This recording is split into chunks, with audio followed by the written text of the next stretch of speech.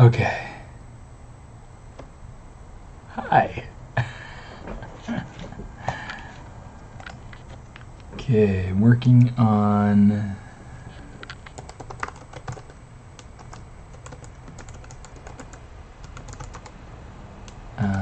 getting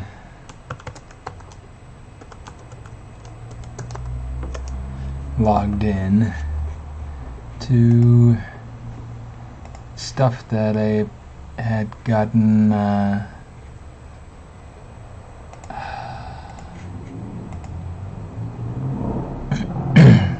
like just automatically logged out of, I guess. Yeah. How's everybody doing? Okay. Wow. It's been quite a week. It's been fun. But it's been crazy. Alright. Let me see. My tablet does not seem to want to be working. See if we can get this to work. Hey Robson, how you doing? Alright, there we go. Now we're in business. Alright. Whew. Let me see. We're going to go Candyland. We're going to open up Candyland 15 and we are going to rock and roll.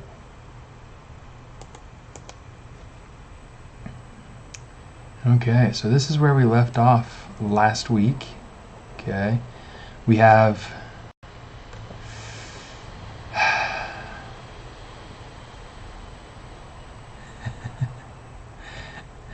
yeah, maybe we'll go ahead and we'll change that a little bit. Kinda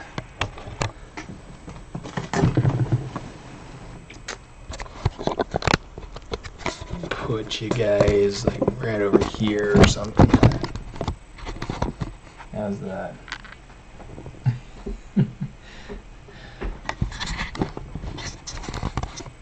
Alright. Just kind of twist it down some. Yeah. There we go. Yeah.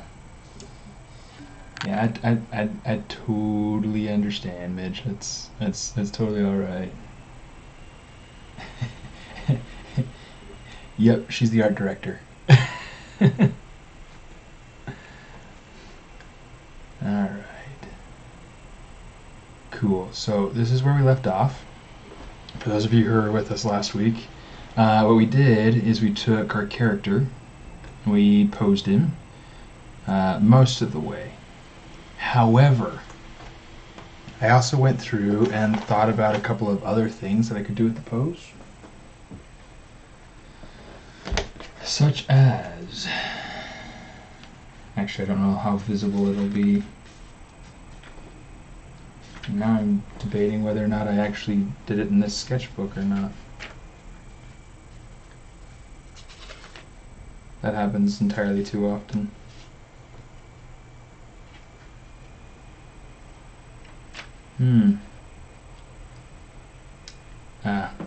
Yeah, okay, so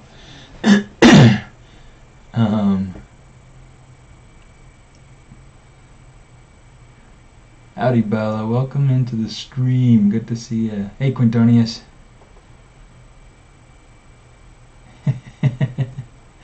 Yeah, Mitch, you are a good man. It's alright.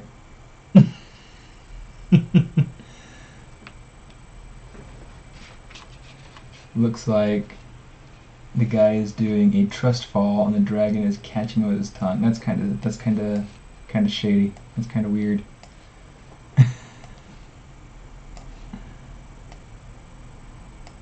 Yep, I do all the posing inside of ZBrush.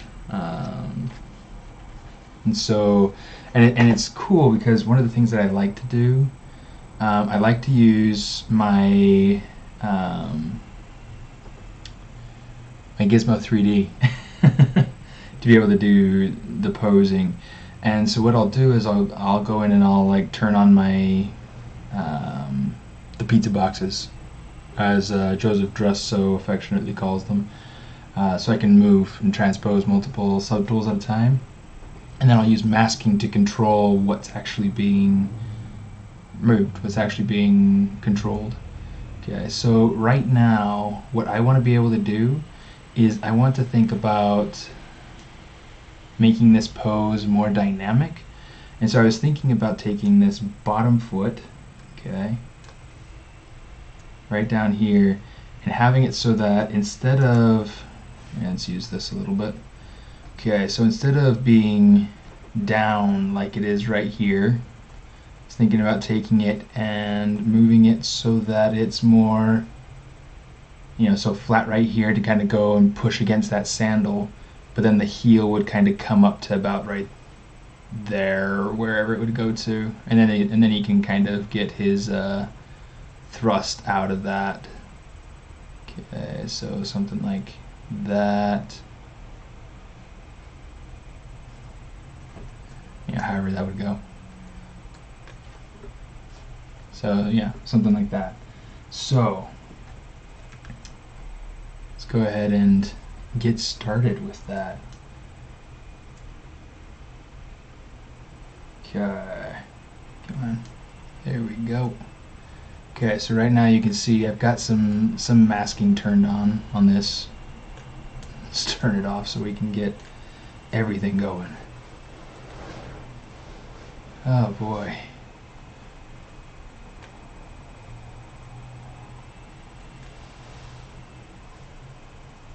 Move him forward a little bit to give him more momentum. I could.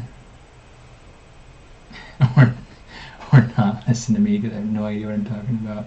Yeah, no, Mitch, I'm just not going to listen to you. No. No, I value your input. You've got good input most of the time.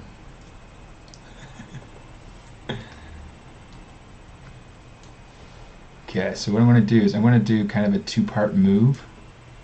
Okay, and I want to add these pieces. Okay, I don't think anything's masked. Oh, let's go over to his sandals, because one of the things that I am going to want to do is I'm going to want to make sure that that this piece is all masked out, so it doesn't move.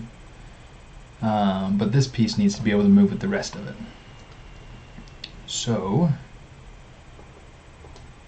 just going to kind of play with this so that it's going in a good direction, and let's just rotate that a little bit.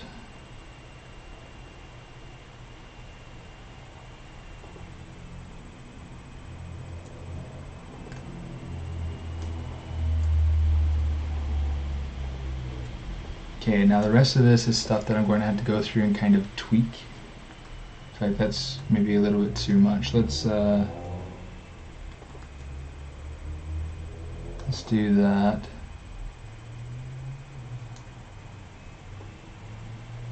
Let's rotate it from a little bit further forward.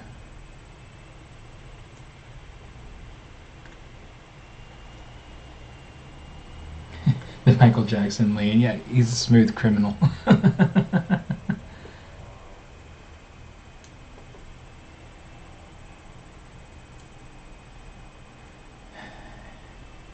You've been hit by. That's a CD I need to go through and kind of put onto my phone. I've been going through and kind of transferring my CDs to my Apple Music or whatever, so that I could listen to my CDs from my phone, wherever I may be. But that's one I haven't done yet. So thanks for bringing that up.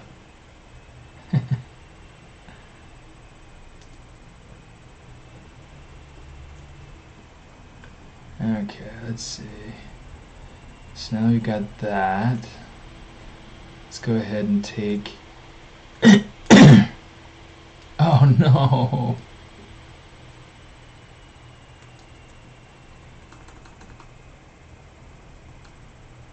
It's always fun when you see those little bits that have been left behind. I'm kidding, it's not fun to see those little bits get left behind.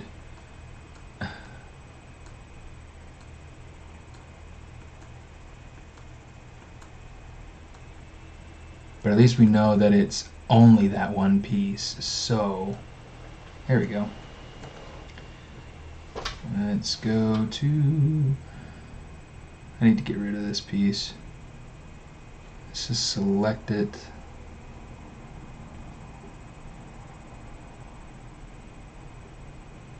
Since this is a piece that we don't need, that's a piece we don't need, and that's a piece we don't need. Okay, so we'll just go ahead and we're going to just say delete. Delete.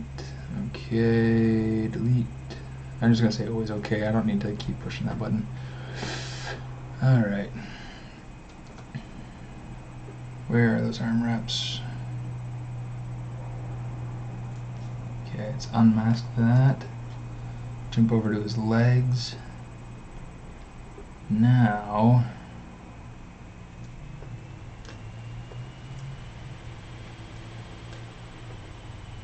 okay, good. Okay, now it should behave the way we need it to. Now that we've already gone through and done so much work. Just kidding. Not a big deal, right? CDs, that's old man talk. That's old man talk.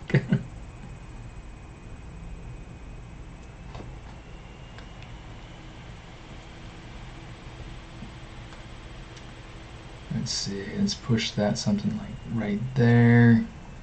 Then we'll mask this part out.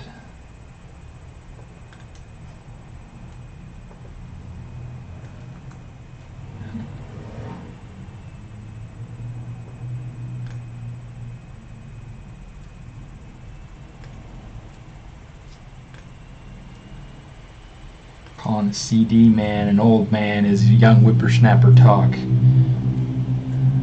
That's right.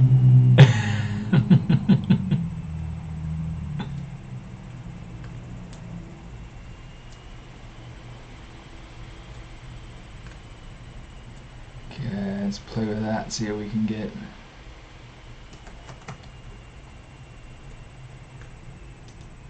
See if we can get this to go the way we want it.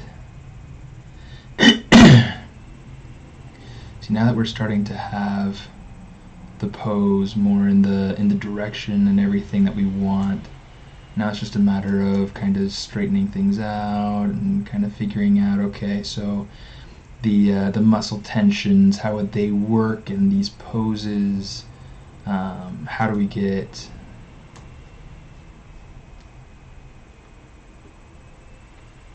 go ahead and turn that off. How do we get this all to work?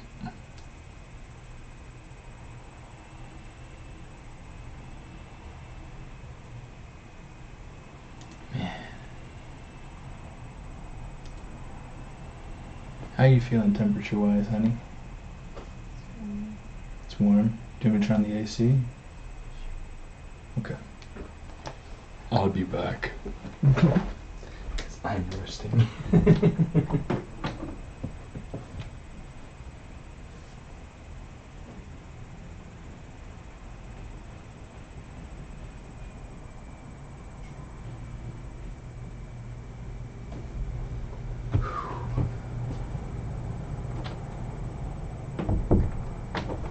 It's only 73 degrees in the house, but it's warm enough that it's still just too warm.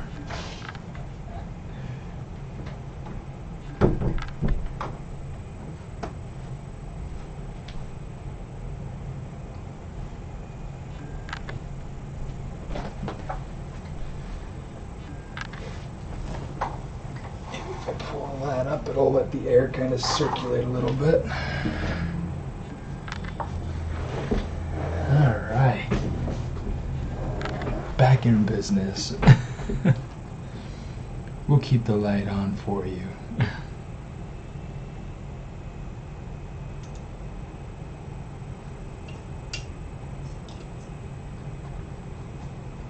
Leave that off. Trying to be all artsy fartsy and stuff.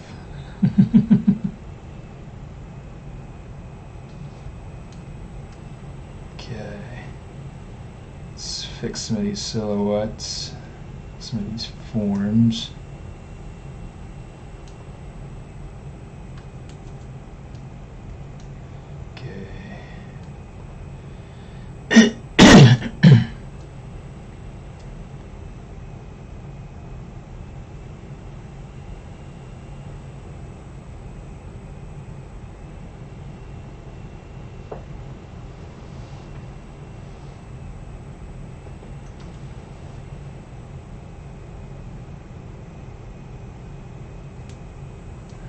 Alright.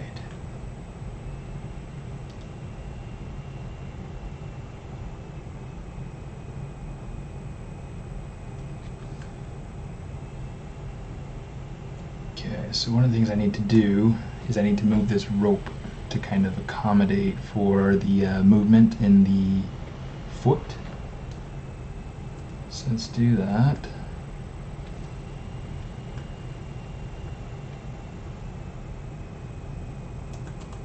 I'm going to use the move topological because I have this rope that I made, and it's really it's all solid. It's all one piece, so I don't have to worry about it. You know, like the different pieces separating, the different strands separating, that sort of thing. You know, so it's pretty nice.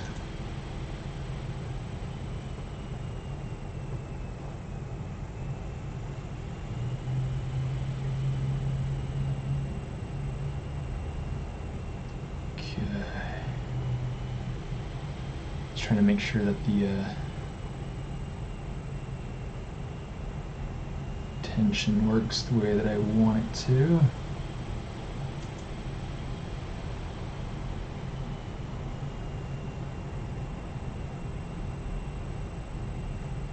Okay, so we're going to take this and kind of move it down the foot zone, make it pretty.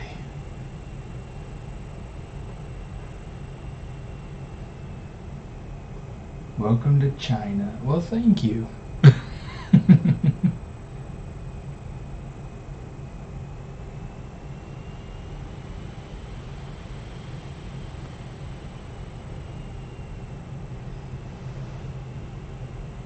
Yeah, where's everybody tuning in from? I know that I know a few of you. Quintonius is here in LA. This is Marion King. It's from UK. Jinpeng Li, I'm guessing you're from China because you said welcome to China. If I'm wrong, feel free to correct me.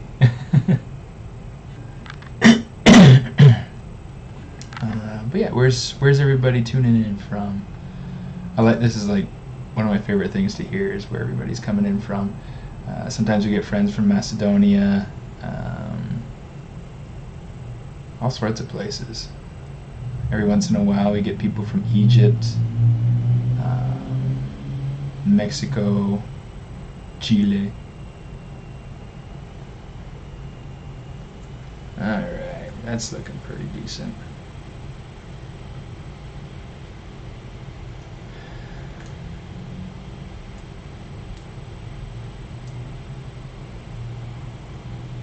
Okay, so one of the things I want to go through and check, Venezuela, Denver.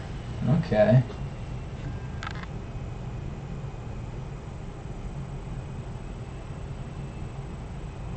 Let me see.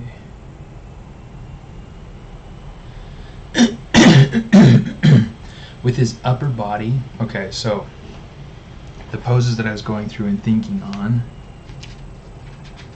and they're just a couple like really weird sketches, but I'm trying to think of different ways that he can pose. I mean, before, let me load in my spotlight actually, just so you guys can see.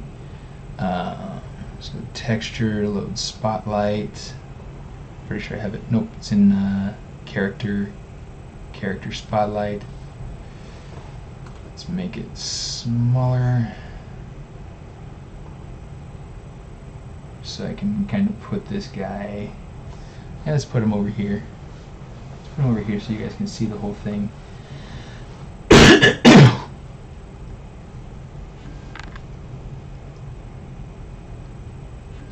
China City is pronounced Jian.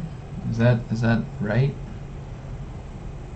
I'm like super not awesome with Chinese, unless it's Chinese food, in which case I'm very good with Chinese food. It's delicious.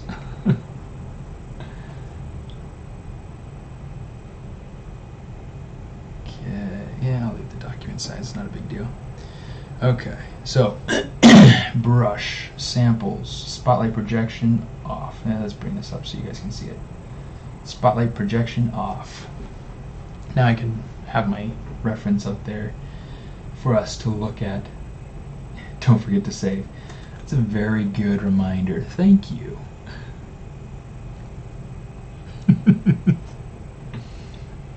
Okay. Well, we haven't done much yet, but definitely helps to save. Alright. So.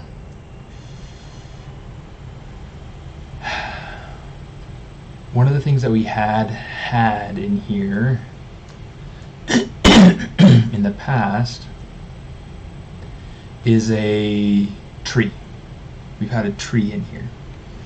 And the tree is typically right over here.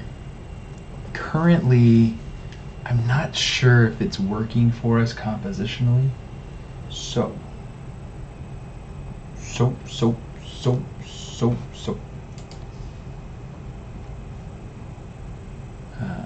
that'll be something to go back to. The other thing that I'm not sure is working out for me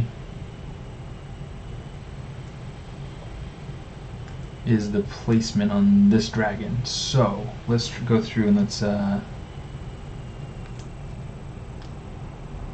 figure this guy out.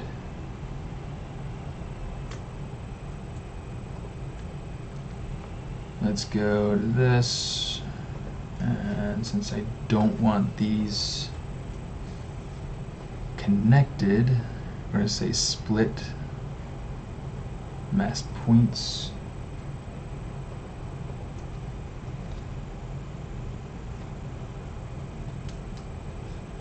Let's get rid of that. Okay. I'm going to take him, I'm going to rotate him to better serve my composition.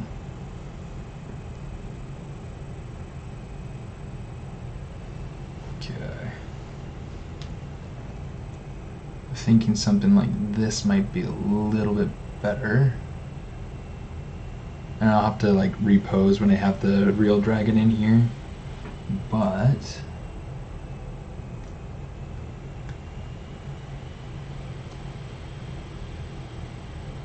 go ahead and take this and kind of move him around so that he's where I want him.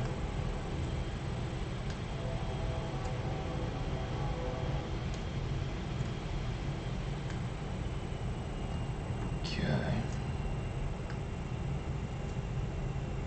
I think it'd be cool since he's like stepping on his snout right there. I think it'd be cool if I were to go through and have like the frosting on the head kind of squish and almost like very viscous liquid like splash, like a frosting splash.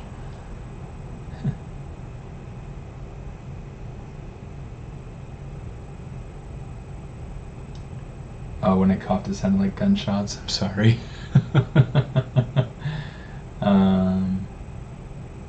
I'm back.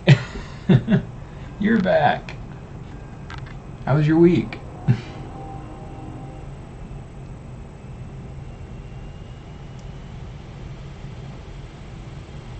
Alright, that looks like it'll be a little bit better.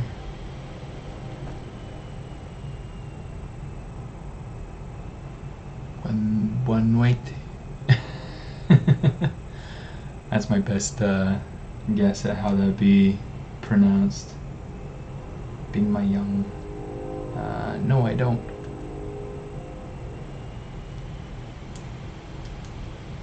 Okay, so compositionally, I think this is starting to work. Okay, so here are my thoughts. See what you guys think. Okay, so currently he's like, you know, leaning forward and he's like running and he's like having a good time, like, you know, hey, trying to get away. I was thinking, let me see. Looks like I'll use this. This will work. So I was thinking about having it so that he's like running away, and instead of the fish kite that I have there, instead of that being a kite, I was thinking about having it be like an actual fish, and maybe the dragons are trying to chase him to be able to eat the fish or something. I don't know. So like maybe he's like running kind of like this, kind of like Heisman Trophy style, you know, but he's got like, maybe he's got like the left hand kind of like in the mouth, and he's like kind of holding and cradling the fish with his other arm. Or the other idea that I had, yeah, he could just be kind of like running and still like, you know, kind of like catch me if you can sort of thing, you know, he's got his hand still kind of like thrusting forward like that, and then his other arm just kind of holding the fish. So what do you guys think? What do you guys think?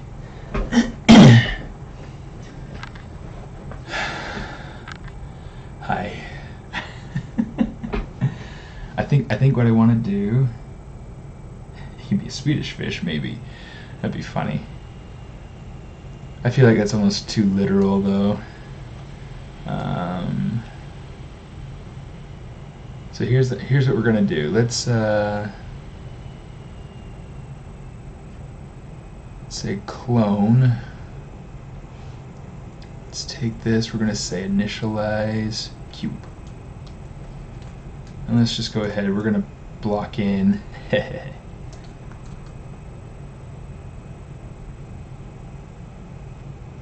gonna block in our fish. Okay, so let's start off by saying scale single poly. Okay, great. Let's see.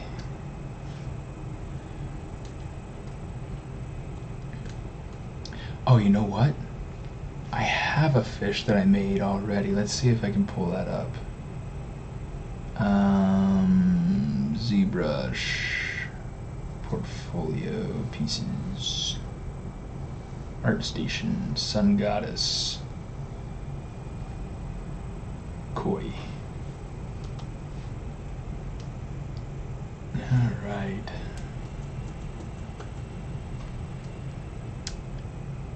Is that all I got? Yeah, I was gonna say I've got less subdivisions or more subdivisions than that. Okay, so we can play with this. Certainly makes things a little bit easier.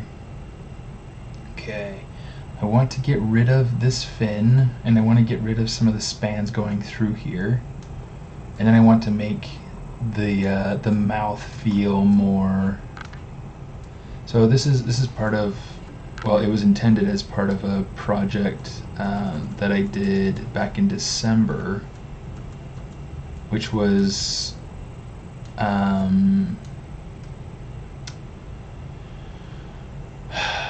an ArtStation challenge, the Feudal Japan.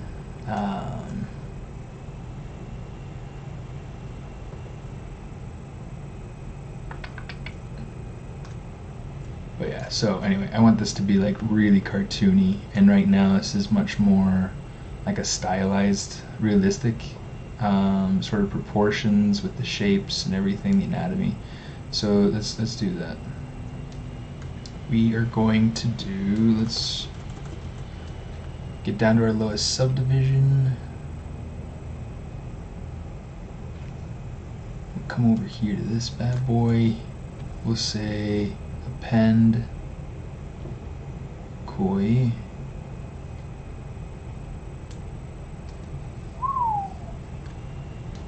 That's a big boy koi right there.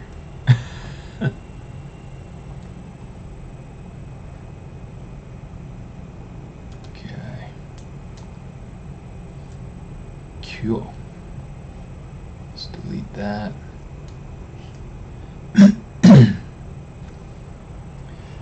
so since I'm wanting to just work on what's down here at this level, I'm just going to go ahead, I'm going to delete my subdivision levels.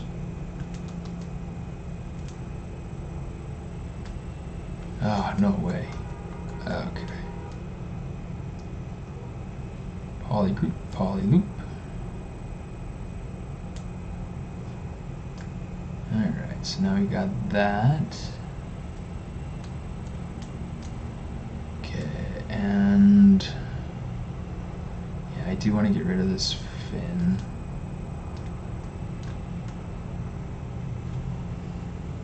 Okay. Oh, sorry. Geometry, delete hidden, and modify topology. I'm just going to come over here, we're going to say collapse hole. And then we can just delete every other edge. That'll make our topology nice and even through there. Let's make our smoothing really gentle. That'll just kind of let us smooth out that area. Making some progress, guys. Making some progress, and it's only whatever o'clock in the evening. 8:30. Dragon egg is something that I had thought of, but I don't know, like dragon egg, I feel like what I want to do with the piece, I don't want it to feel like the dragons are aggressive. I don't want it to feel like they're being protective or whatever. I wanted it to feel playful and almost kind of silly. So I felt like some sort of like gummy fish or something like that. I felt like that would be really just fun.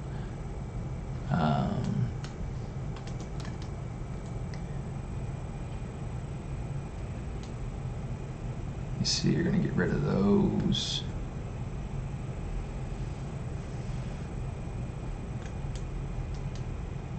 I'm going to turn off perspective. Okay.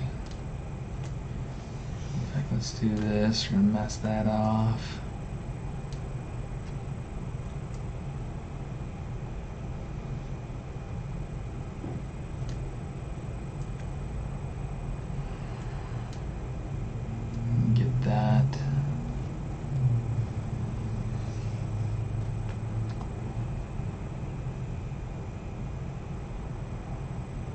Going to kind of shorten the fish by a whole lot.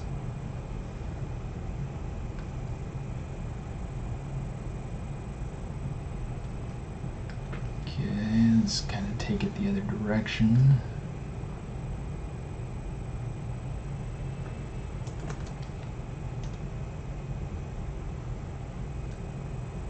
Okay, I don't really need these whiskers, though they could be fun. So maybe I'll leave them. Let me see. Let's take...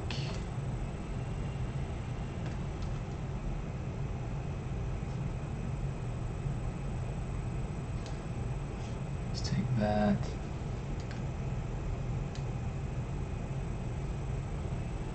Oh, so the colors... the colors are just polygroups, and polygroups are really great for being able to create selections.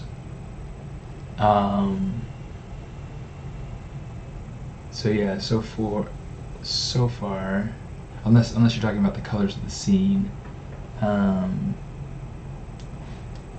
in which case, yeah, hopefully that does. Hopefully that makes some pretty good sense.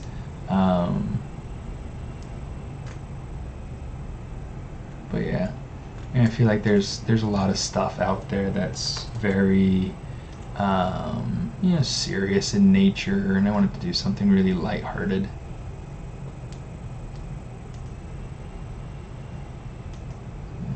Let's do this. Let's start opening up the fish's mouth.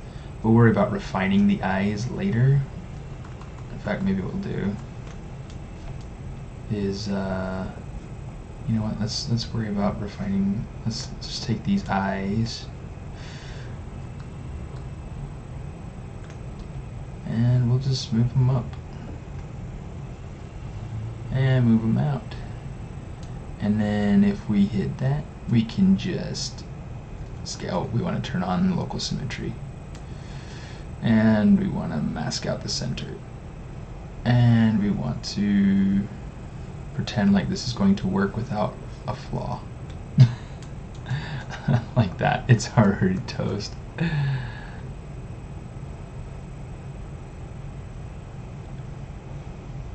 Oh, the other thing that I could do, which would be a lot easier than going through and trying to mask this out just perfectly, is I could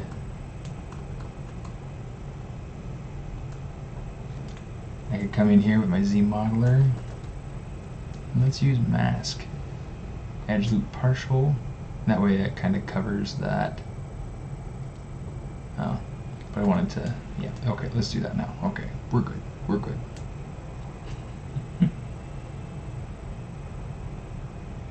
Oh, you finally got your baby Groot up on ArtStation? Good. It's about time.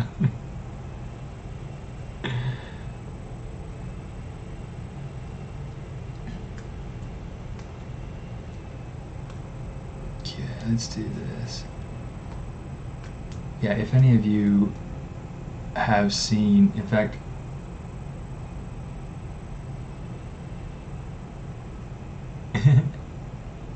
yeah, Shane's big on well sculpted hands. So if you can impress Shane with hands that you've sculpted, that's big.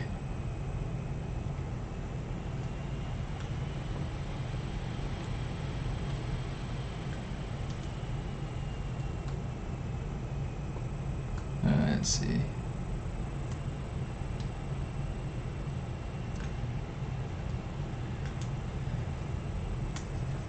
Alright. Well, yeah. Mitch, if you can, go through and post a link to your in fact, maybe I can go through and find that. No, if you do it, if you can find it, you post a link to your Groot post.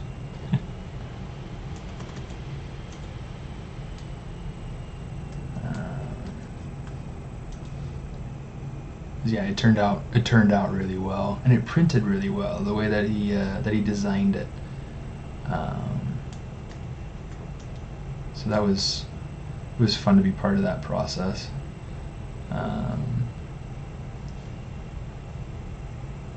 always like seeing people's takes on the Disney Infinity characters, just because it's such a fun property. It's such a fun. It's just fun.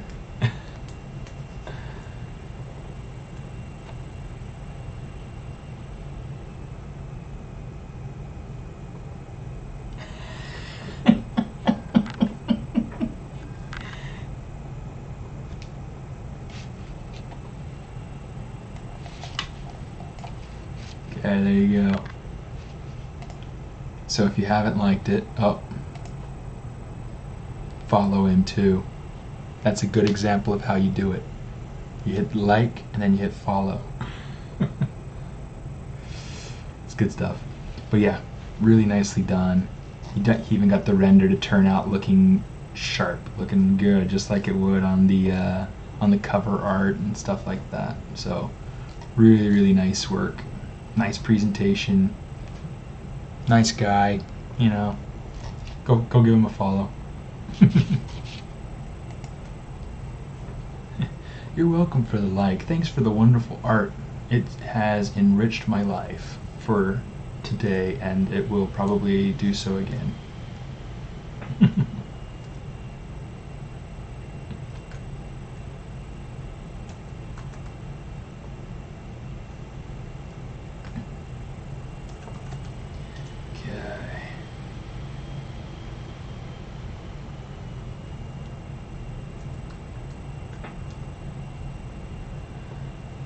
this is where I try to decide if I like what's happening or not.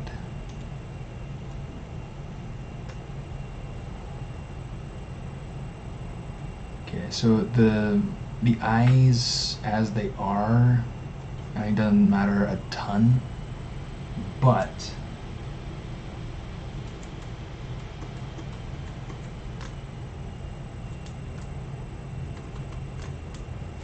it does matter enough.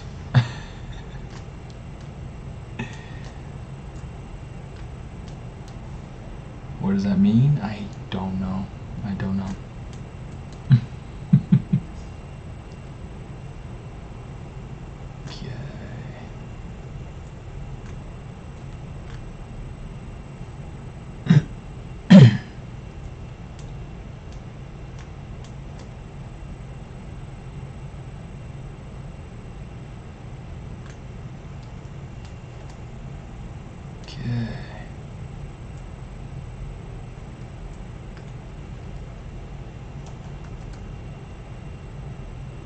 Oh, it's because I had the local symmetry turned on.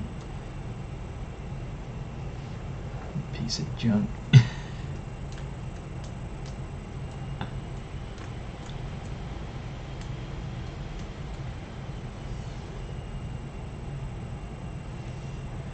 Okay, getting too much.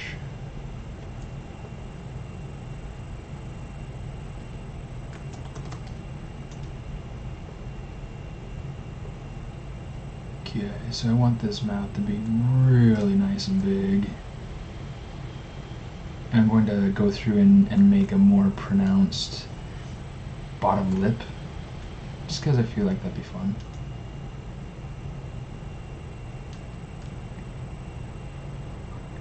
Just kind of start pulling that out a little bit.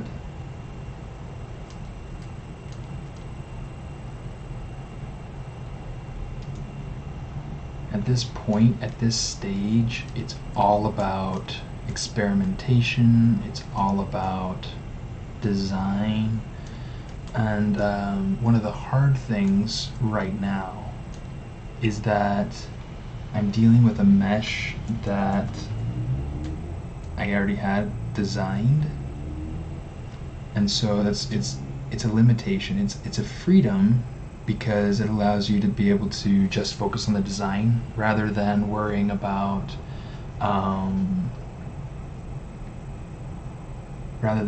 worrying about the technical stuff as much. But it does also kind of limit you, because you have to be thinking about whether or not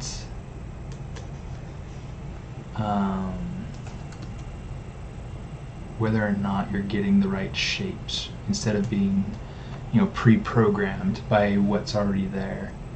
And sometimes the way that the topology is, if you're working from a base mesh, like it looks like I need to not have that other edge eliminated. I'm just going to kind of bring it back. If you have a pre-existing topology and you work from that base mesh, it really just kind of makes it so you have to almost honor a pattern. You start to see a lot more similarities in your designs if you always work from the same base mesh, things like that. However, let's get all of that masked. The nice thing too is that it can allow you to save time, and if you're working on a big project, it'll also allow you to keep designs more uniform. So like for instance, at Disney, whenever they're working on characters, they always go from the same base mesh. This gives them different opportunities to be able to reuse blend shapes for when they're doing facial animation. It allows them to be able to copy rigging weights, skin weights for the skeletons, for the rigs. Okay, all sorts of really neat things that they can do because the topology is the same. but if you pay attention, some of the characters, especially background characters, you always notice it with background characters, but oh yeah, it's totally fine. That's totally fine, Mitch. That's what it's there for. But yeah, you'll notice it in background characters. But if you pay close attention, you'll see similarities, especially in the eyes, with characters, even with the main characters.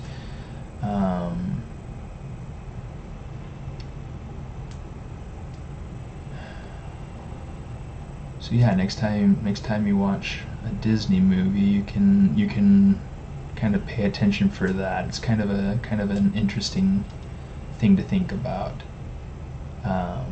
When I was at Warner Brothers Games, we did this. We had the similar sort of workflow for our characters.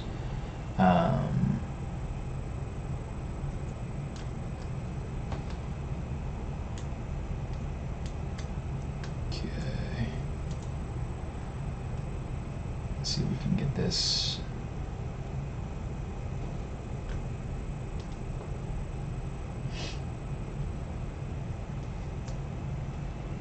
This shape is so funny.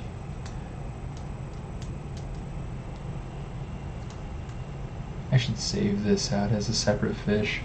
Maybe what I'll do is I'll go through and I'll make oh shoot, I'll make a fish series. And then I'll make it available on my Gumroad for anybody who wants to download them. And it'll just be a couple of fish base meshes.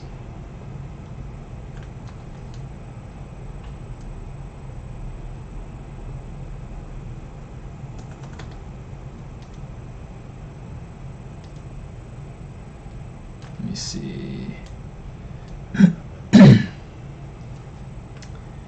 I want this dorsal fin.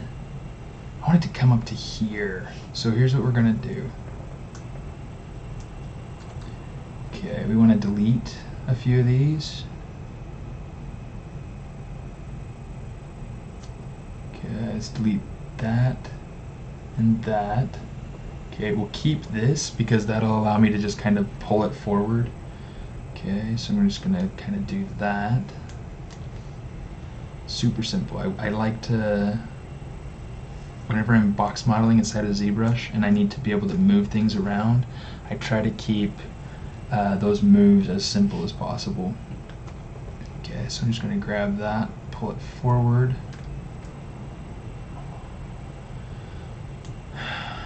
I'm trying to decide if I want to keep the back of the dorsal fin there or if I want to move it forward one. We'll have to see. We'll have to see.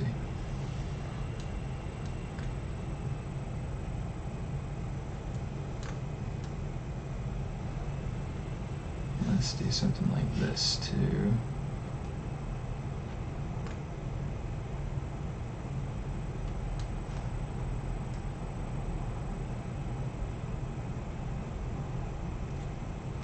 Okay. Let's do something like this.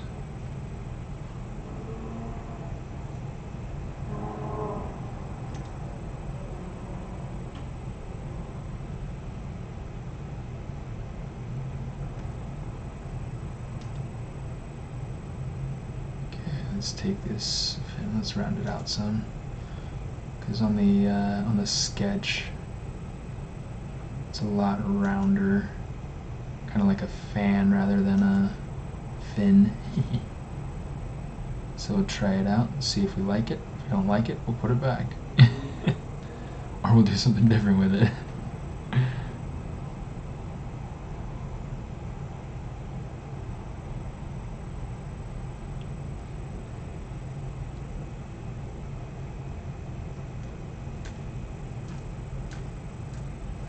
Just kind of take this, mask that.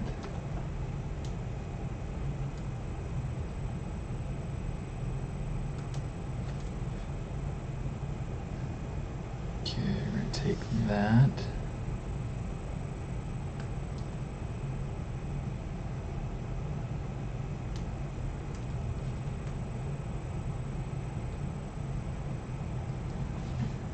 And then we're going to take that.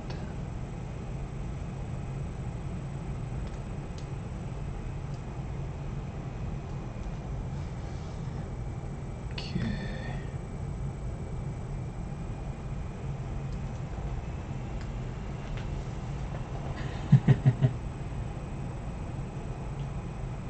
Yeah, I'll agree with you.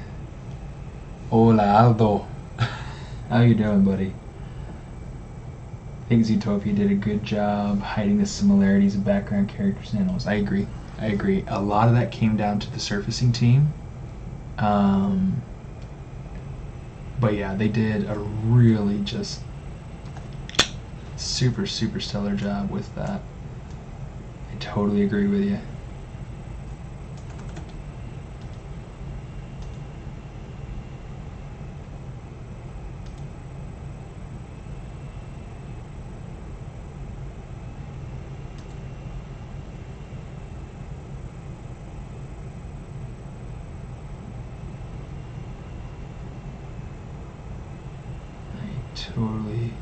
Totally agree.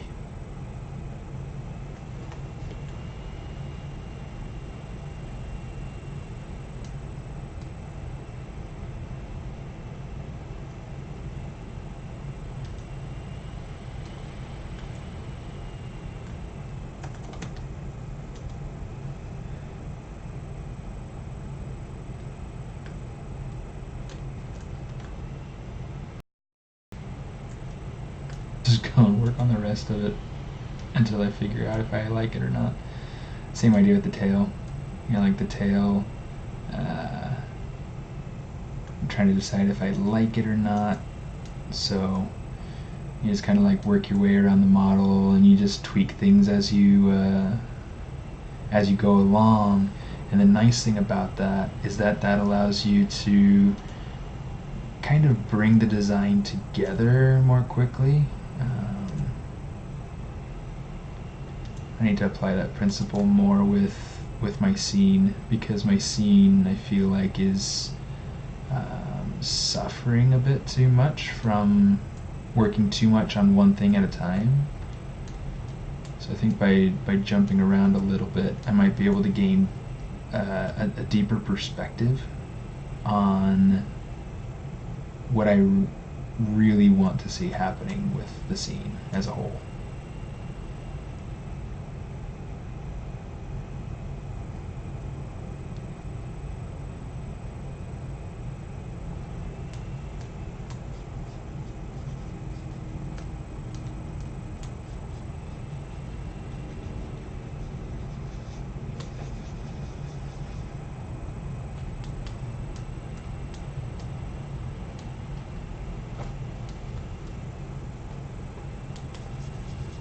Tell you what though, turning on that AC, definitely very helpful.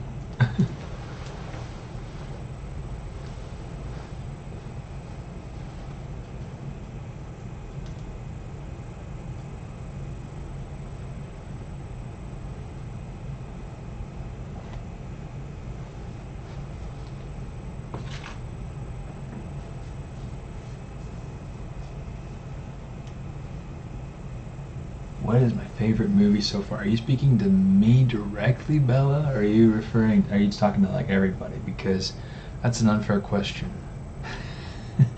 Just kidding. Yeah, I haven't seen Missing Link yet either.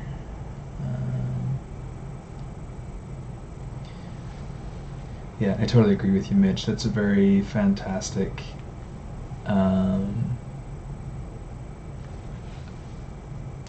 that they're extremely good at Leica at getting unique and appealing characters.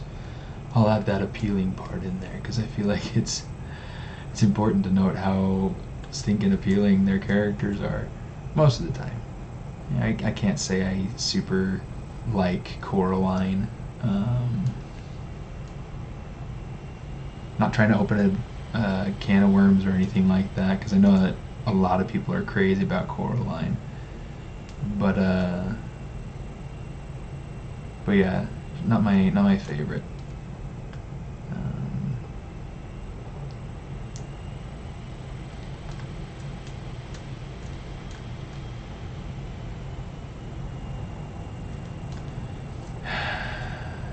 So now, Bella, are you saying favorite movie so far this year?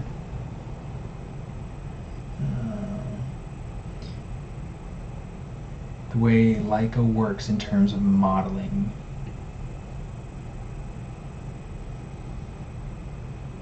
Yeah, so actually all their characters, everything goes through the 3D modeling process.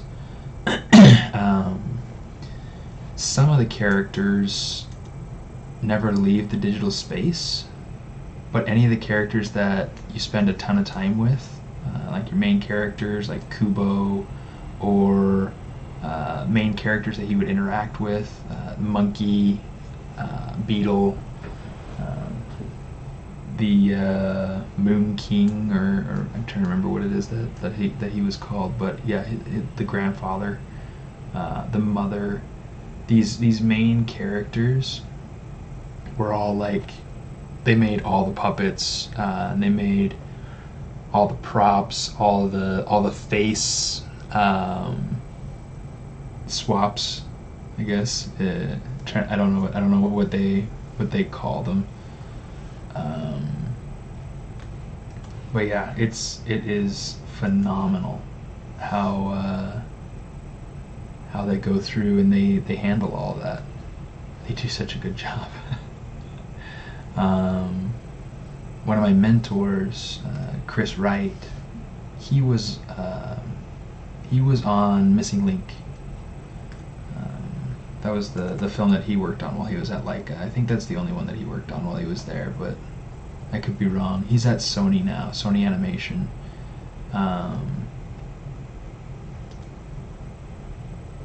But yeah, so he got to go through. What he would do is he would help sculpt, facial blend shapes and things like that, and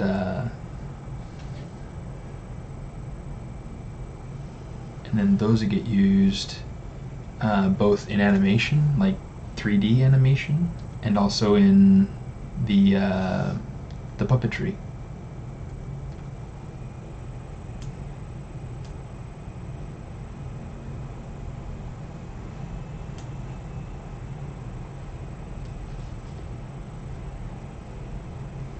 It's always tricky trying to figure out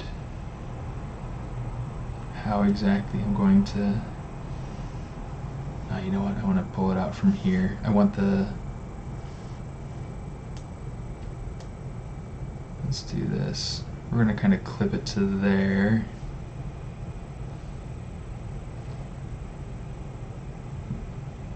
And then we'll just kind of pull it out some.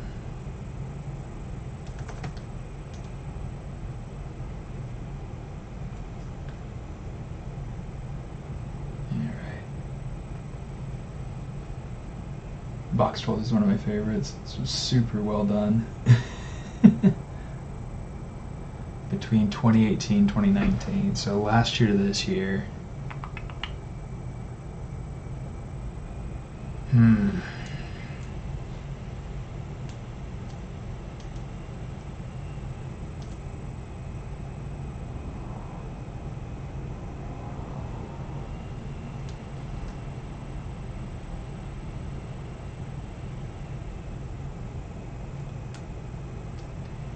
Let me see, between last year and this year, I really love the Spider-Man movie, Into the Spider-Verse. I thought that it was so beautifully done. I loved the character arcs. I loved seeing how Miles developed as a character. I loved seeing how his family relationships tied into his actions, and also how he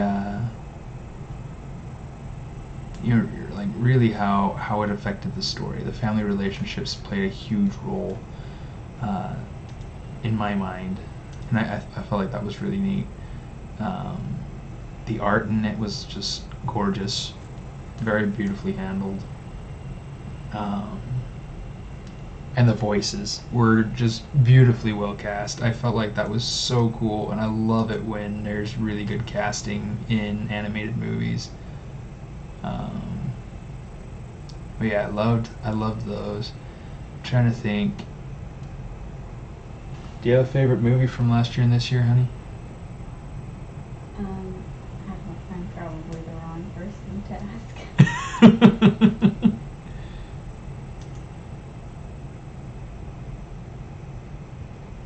can't even think of. Oh wait, you said animated though? It doesn't have to be animated. Because if it's animated, I'm definitely the wrong person.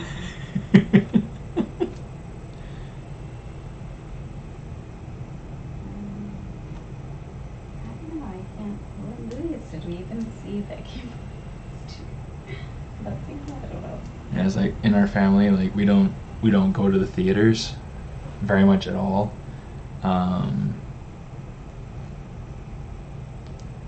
If we do, it's really rare.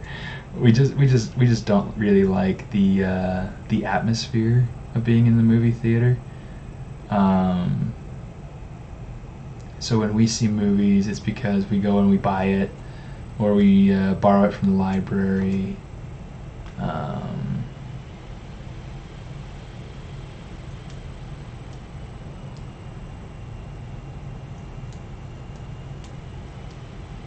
So yeah, that's kind of how our movie life goes. I don't know if that's a good example to set as somebody who works in the entertainment industry or not, but oh well.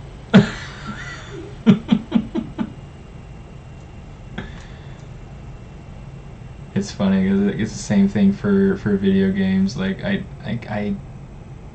could work in video games, but I just don't care to play. It's fun every once in a while. Like you just plug in with friends or whatever if those sorts of opportunities were to pop up. Like back when we were living in Utah, and my daughter and I would go to Walmart. We would occasionally stop by in the media section and kind of just play a little bit on the, when they had Disney Infinity on the sample boxes, and that was always fun. But we don't go to Walmart anymore, and they don't have Disney Infinity anyway, so it's like oh well, right?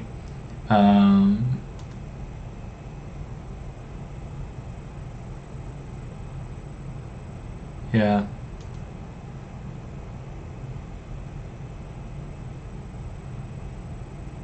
Not sure what I imagined my life being like when I was growing up, but I never would have imagined it was this good.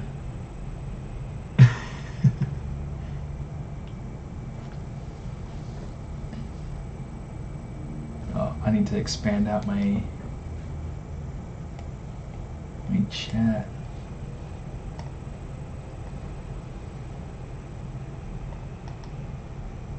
Let me see. Oh, you guys are like crazy active right now. Okay, let's see. Yeah, the faces are all 3D printed at like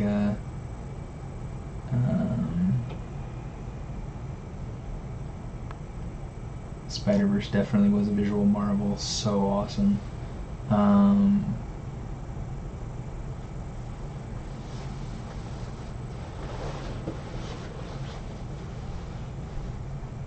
Nicolas Cage was funny. Nicolas Cage in what?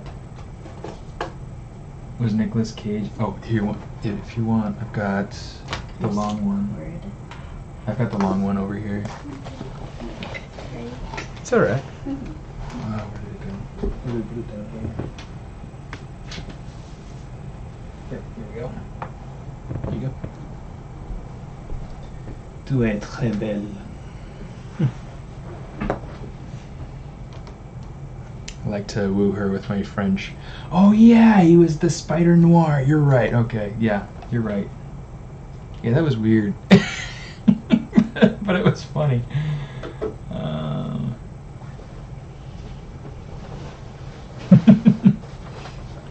I don't know. I worked 2 years at Starbucks and I don't like coffee. I think it's normal. Okay. Went to see Krampus with my girlfriend. We were the only two there. It was fantastic. That would be creepy, dude.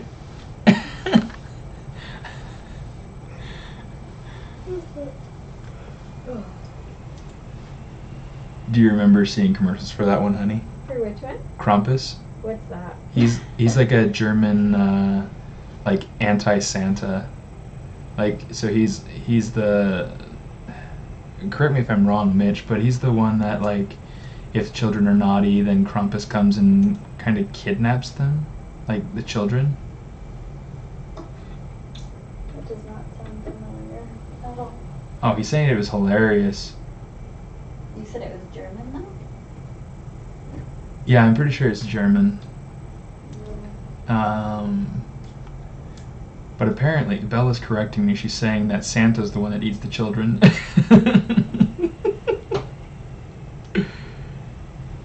Well, my children are still alive, so they must have been all right.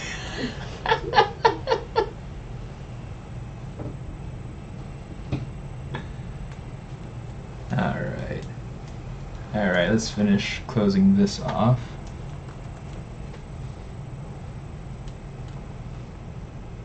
Okay, let's turn off the double-sided view because that's kind of making it tough to bridge my pieces.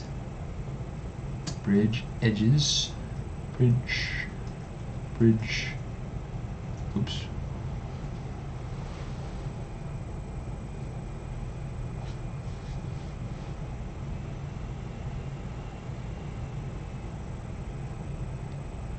Orale! There we go.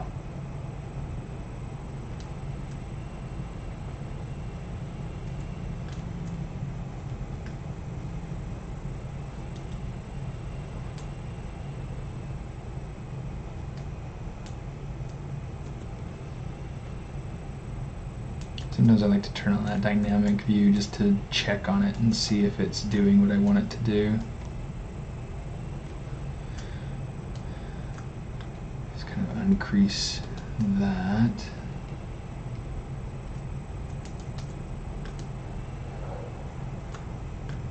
Uncrease those. When did that new Mary Poppins come Ah, that would have come out. Let's see, the new Mary Poppins. That would have been maybe back in. Would that have been last year? Like tail end of last year? Or would that have been the beginning of this year? I want to say it might have been Thanksgiving when it went out in theaters. out? That's when I haven't when I haven't seen what I do want to see.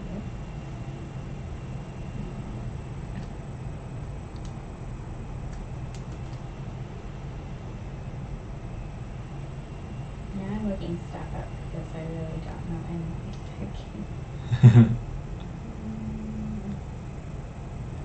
When did Hidden Figures come out? Oh, a long time ago. That's a good one. But when did we see it?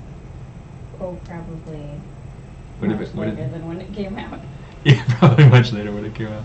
Well, it's like I keep thinking about some movie, but I can't remember. There's like one I keep saying, oh, we should get that from Redbox, and I just can't remember what it was.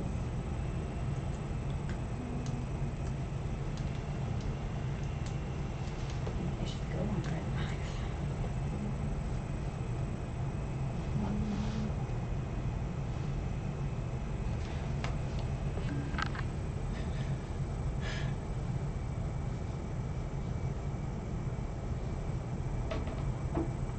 Okay, so Krampus is German, but the film is American. Okay, so no, Santa isn't the one that eats the children. Krampus is like a Santa, but he's the one that eats the children. Oh, Crazy Rich Asians. That's one. Crazy Rich Asians is one we want to see. Wait, there's a new Sonic movie? Holy weird. This is another one I want to see on the basis of sex about the like a Supreme Court justice leader, something like that. A Supreme Court justice leader, huh? Well, she was the first woman. I can't remember what her name is right now. About Sotomayor? No. I'll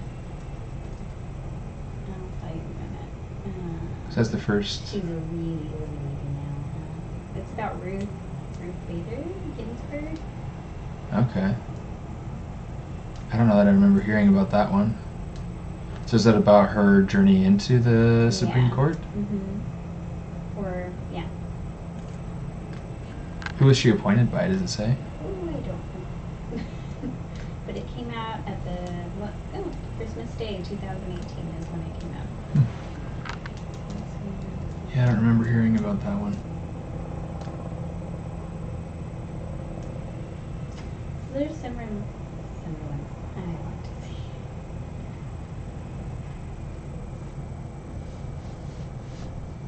I know you said you wanted to see that Bohemian Rhapsody thing, which Oh, yeah. I'm kind of lukewarm about. I don't really. Yeah, the Bohemian Rhapsody movie. That's one that I want to see. Oh, see, we just recently saw the Ralph Breaks the Internet because we got it. That's true. Which I don't know that I really particularly liked it, though. I thought it was bizarre, but the kids liked it. There were things about it that I really liked. Like, I thought that the whole fight for eBay stuff, I thought that was really funny. I thought it was funny how, like, they had to learn about about bidding on eBay the hard way, but they were able to fix the game. And I kind of just, I don't know. I didn't walk away from that one feeling like I had a deeper love for the characters, or that I had, I don't know. There were all sorts of things that I didn't really care for with that movie.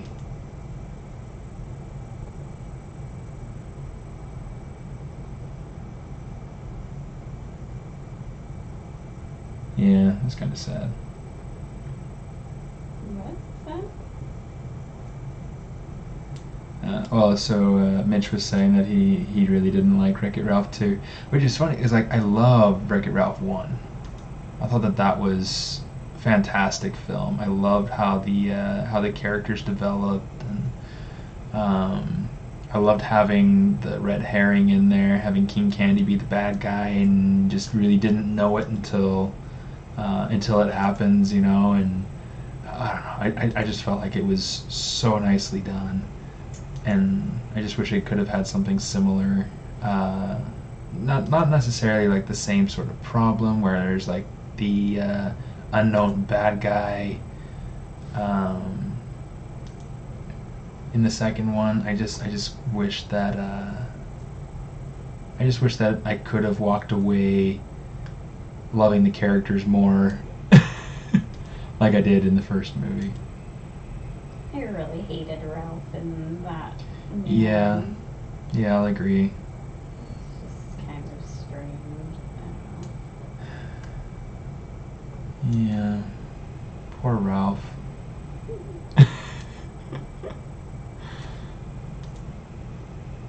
Better not talk about him too much in a negative way. I mean, I now know that he can see what I'm saying on the internet, you know, about Ralph. Poor guy, he's going to have another nervous breakdown. All the little kids that watched it now have a really warped sense of the internet. Yeah.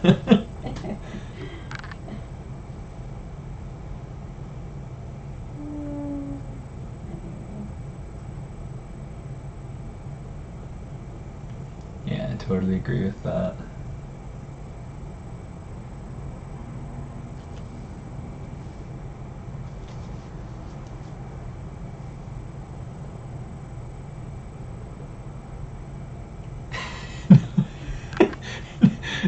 No, I didn't mean it like that, Mitch. What I meant was that, you know, just kind of joking that because part of the film was that Ralph was able to see the comment section of his BuzzTube videos or whatever it was called, and he kind of got depressed, and he's like, "Where's my friend?" And then he creates a big hairy Ralph monster that wrecks the internet. So that's what I was referring to. So it's not that. I don't think we're going to offend anybody by saying we didn't like the film. And if we do offend somebody, I would hope that they would be able to kind of take a step back and say it's okay for somebody to have a different opinion about a movie I loved. Like Contagion. I hate the movie Contagion, but I was talking to somebody the other day who really liked it. And I was just like, what movie were you watching? But, whatever. It's okay. They weren't offended that I didn't like it, and I'm not going to be offended that they do like it. But I will question their ability to choose good movies.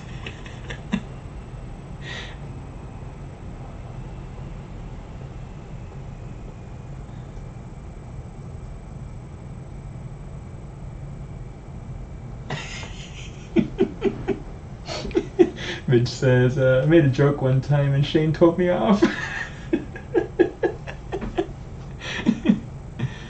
Shane is very classy.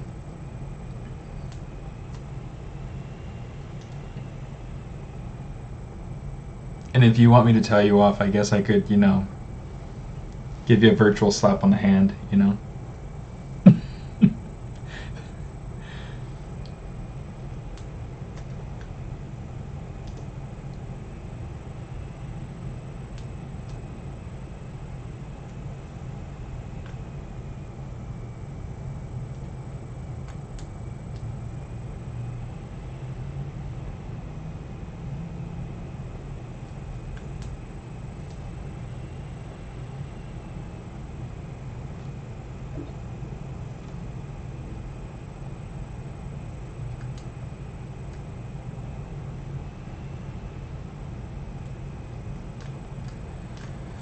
All right.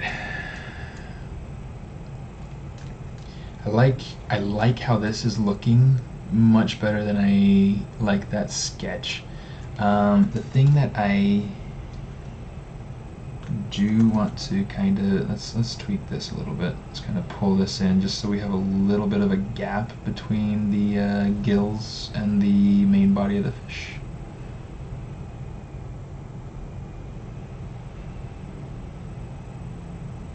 That'll help it to just feel a little bit more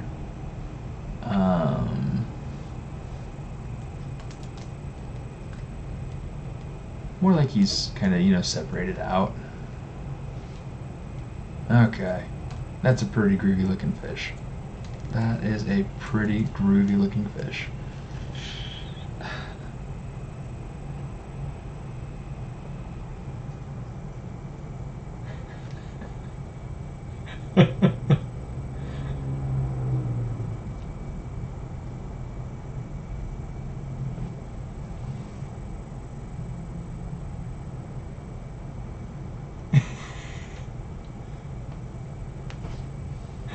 I was talking to my girlfriend's sister about films, and I said, "Have you ever seen a film so bad you can't stop watching it?" I then named the movie, and she said it was her favorite film. What movie was it? What movie was it, Mitch?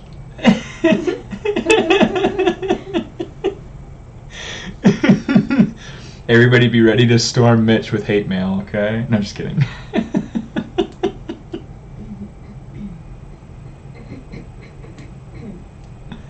Okay.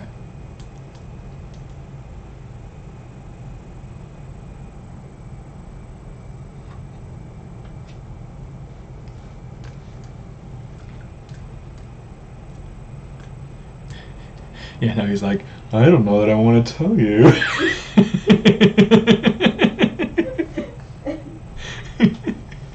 suspect it was probably a really Oh. girly movie. White Chicks. You remember that one? I've never seen it. Yeah, we've never seen it, but I mean, the trailer looks really funny, but really kind of kind of a strange looking movie.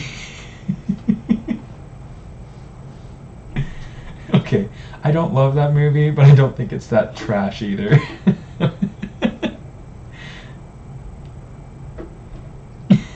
That's funny. Okay, let's put in some eyes, because this fish definitely needs some eyes.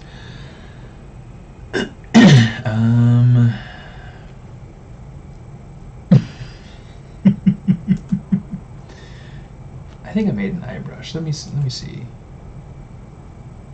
Load brush,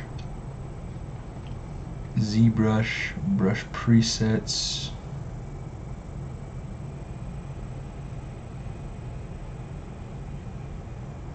Maybe I didn't make it into an eye brush. Maybe it's just the eyes. So I'm just going to worry about, let's do it this way. I'm going to go insert primitives. Let's get our sphere 32.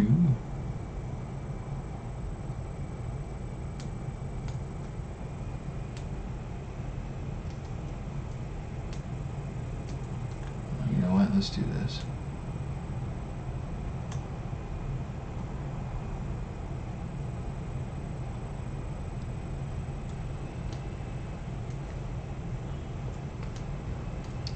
That's right.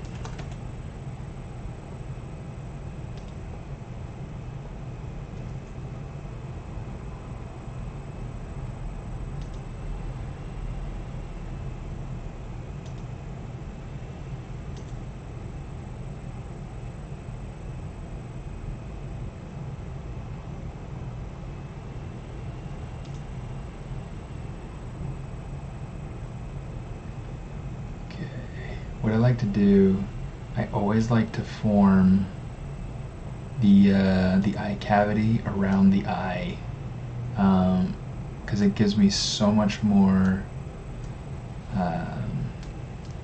It just really helps the continuity of the character itself. It helps it just helps everything feel so much more believable.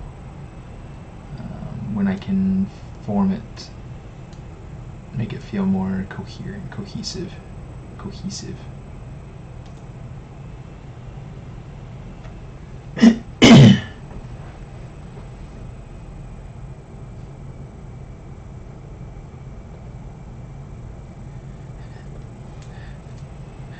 Mermaid could be fun.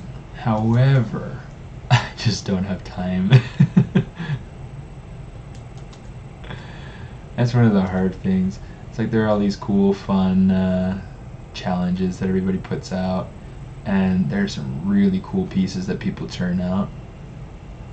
I just tend to prioritize other things over these challenges, which isn't a bad thing.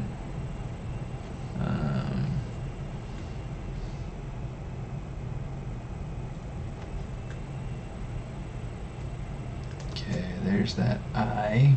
Okay, so what I want to do is I want to give it kind of the feeling of having an eye, or like, you know, the iris and pupil parts. So here's what I'm going to do. It's kind of, I'm going to say bevel. Edge loop complete. I'm going to try this one. Oh, shoot.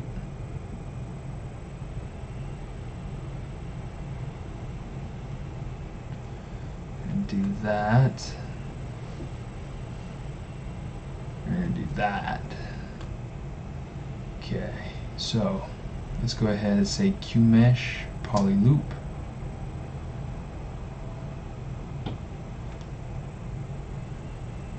And then just really simple, I'm going to say collapse poly loop.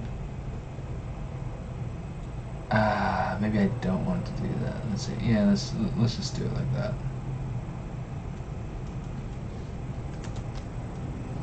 All it's going to do is give me kind of this illusion of having an eye on there. However, I almost feel like that's kind of big. Maybe, I don't know. Let me see.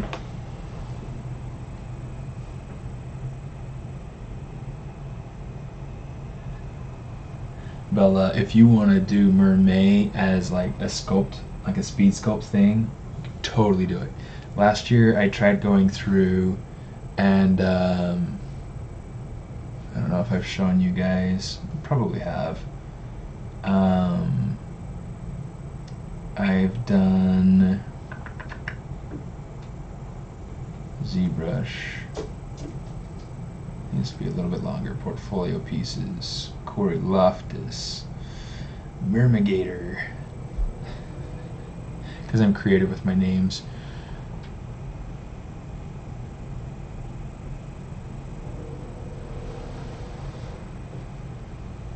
Alright.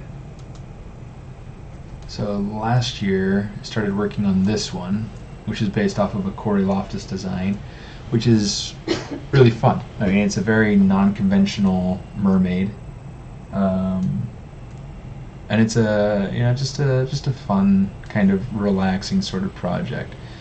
My wife doesn't like it, but whatever. She doesn't like the face. She thinks like the face is too scary, masculine, ugly. Mostly ugly. I think that's the big one. But that's okay. That's okay. It's just a fun project. What was that? But you know, that's okay.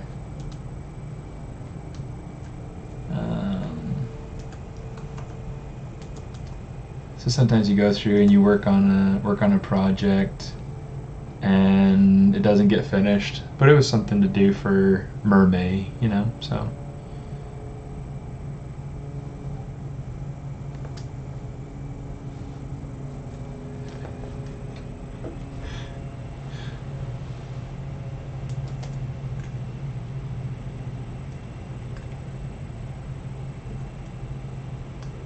Alright.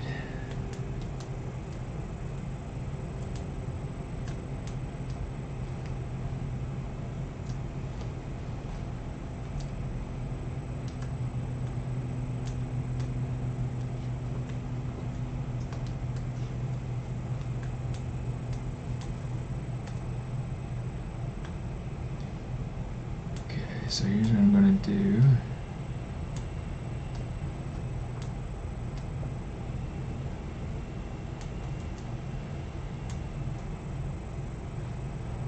Take that, pull that back some.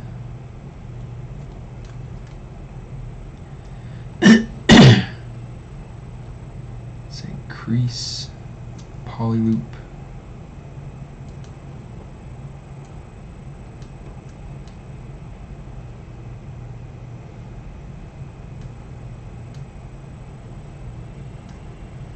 Come on.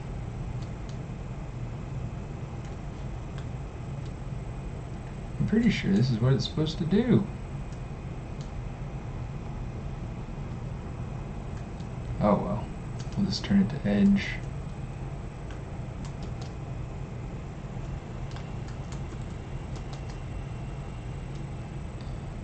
Edge loop partial. Go ahead and crease that.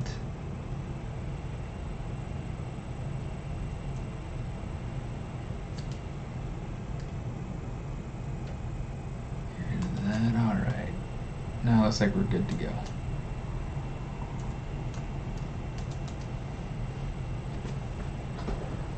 Okay.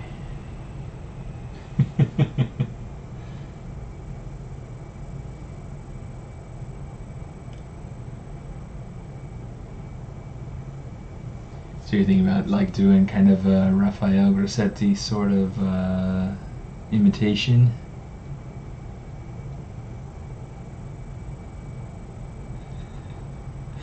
Then you could submit that for finals. That could be cool. Because Raphael, I mean, that dude's a stud. He is so good at everything.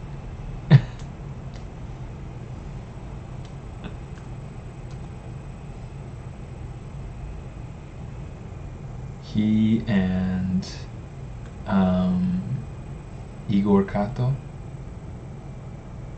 both of them are just super, super good.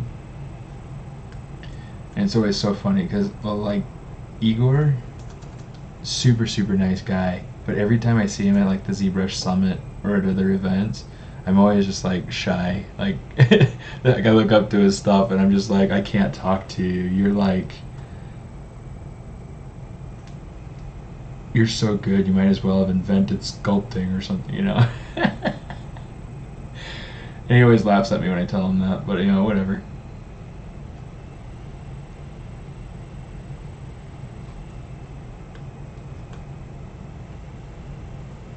It's kind of funny.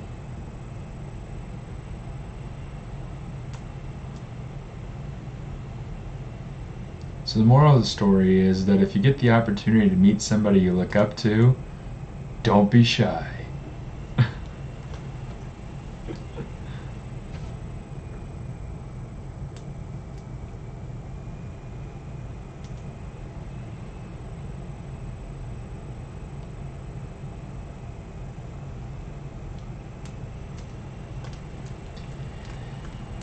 Alright. Yeah, so I like this. I like this. Let's say Control S, and let's pop it over in here. Let's say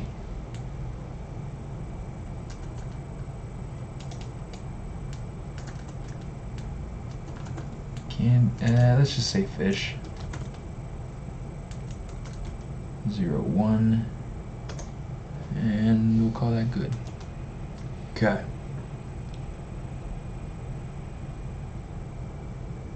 So here's what we want to do. We want to take this and we want to just kind of bring it over in here. And then we just want to hit a refresh so that we can have a very clean file instead of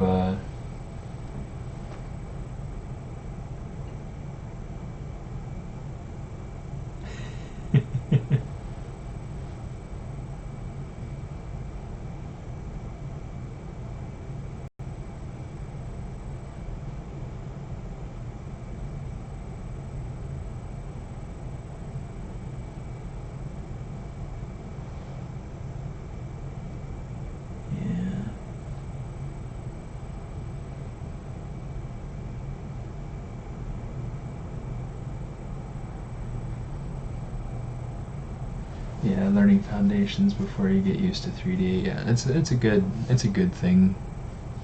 It's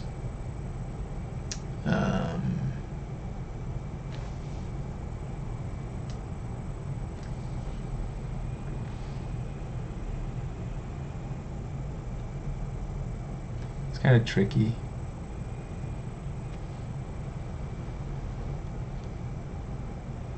There's my little fishy.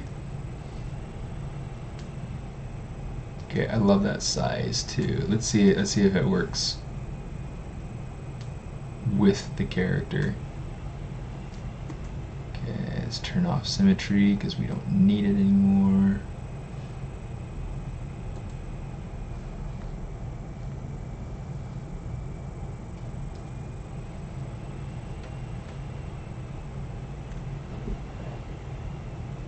Okay, what do you think? Should I go bigger? I mean, you know, I guess maybe bearing in mind that a fish this size would weigh a lot of pounds. Maybe something like 30 kilos. I'm guessing between like maybe 50 and 60 pounds.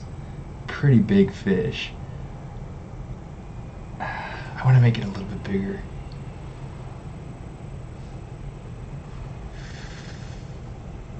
A little bit bigger. Okay, something like that. Yeah, I think so.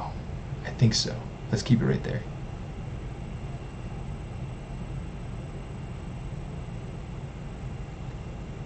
Okay, so first thing I'm going to do, we have it kind of roughly in position. Okay, let's take them. I'm going to rotate a little bit, and then I'm going to kind of move.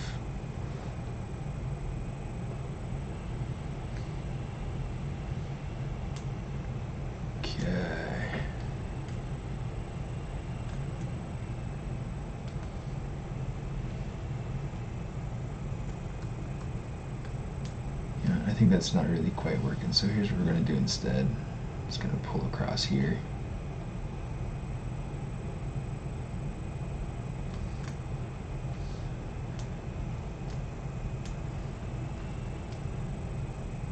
Oops, rotate please.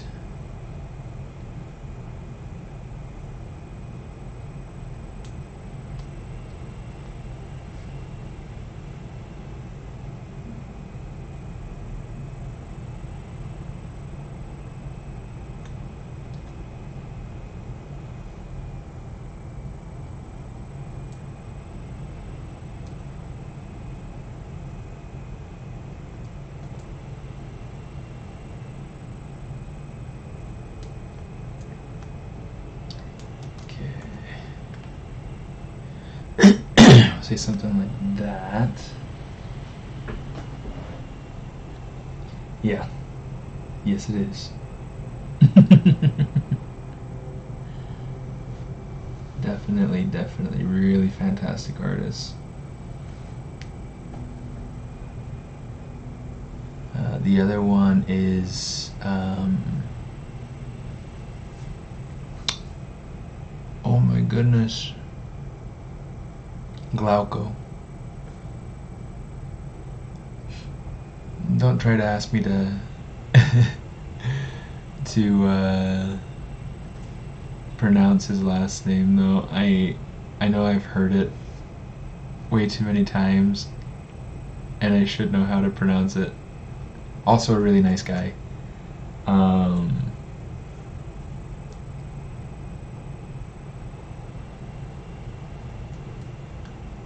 But it's like the three of them, they're all from Brazil, and they all work at Santa Monica Studios. They all worked on God of War.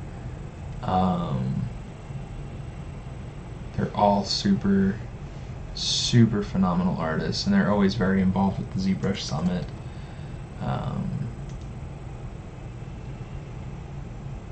ZBrush Central, things like that.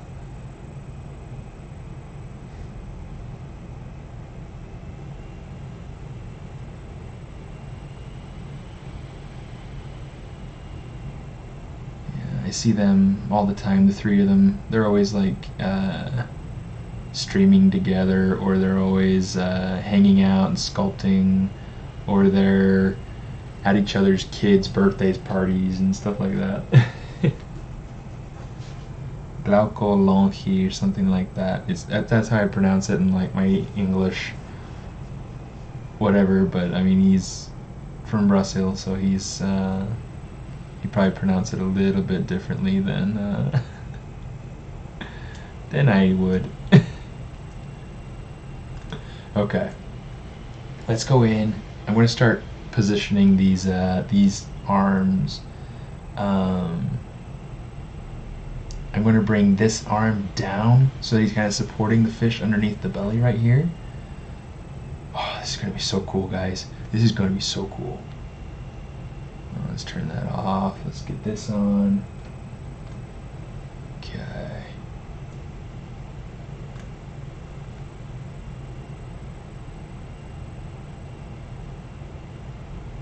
Yeah, okay. So, here's what we're going to do. Let's go ahead. Let's start with our character. We're going to say transpose set. Okay. So, I don't need to worry about the legs, so I'm just going to kind of mask those out.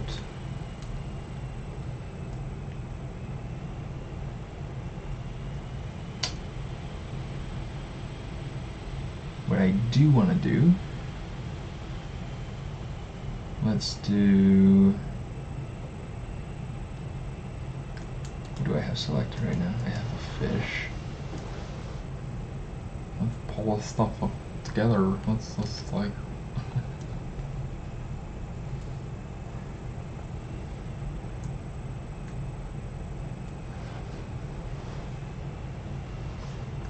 mess that guy out.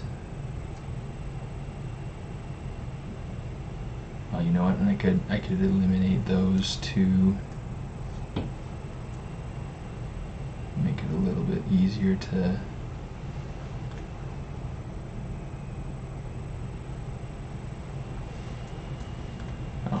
yep. Control-Shift-Alt to get that fish. Control-Shift-Alt to get the hair. Let's just do this real quick. We're gonna go Control-Shift-Alt. Oh, that's fun. Okay, that way we have just the pieces selected that we want to deal with. Okay. And I still managed to mess it up. All right.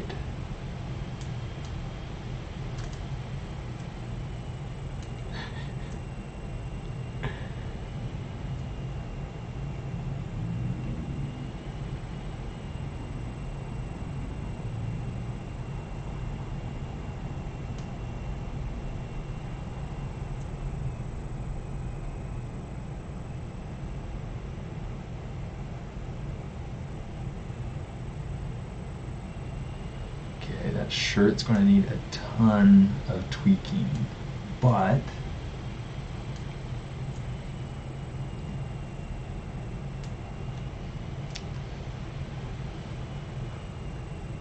so is everything else. So, you know, we're all right. Okay. So, here's what our arm is looking like right now.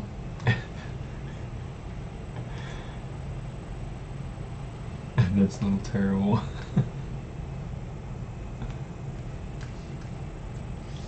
Okay, let's mess that out.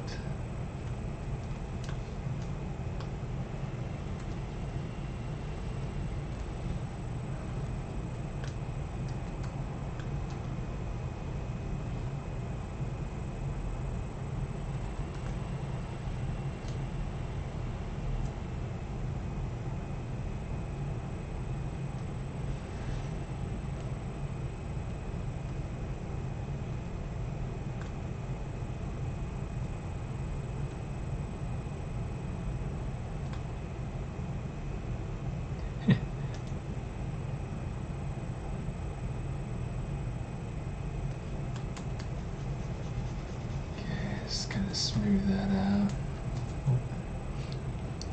I forgot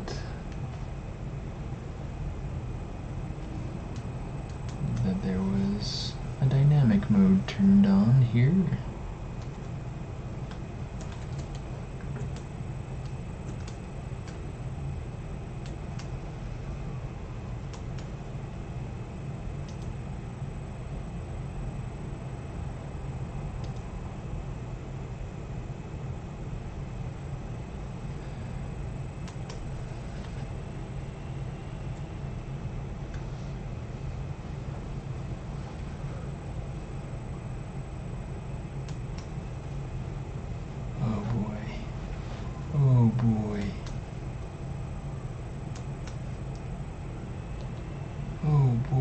Let's see how far we can get. Let's see if we can get this arm reposed.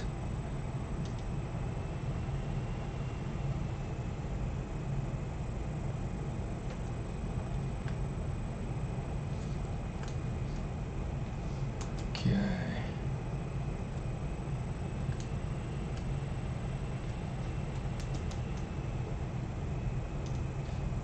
And let's do this.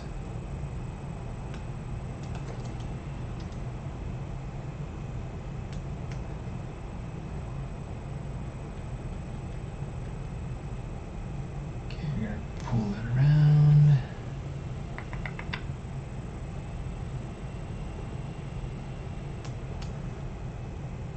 It's always kind of magical when things start to pull together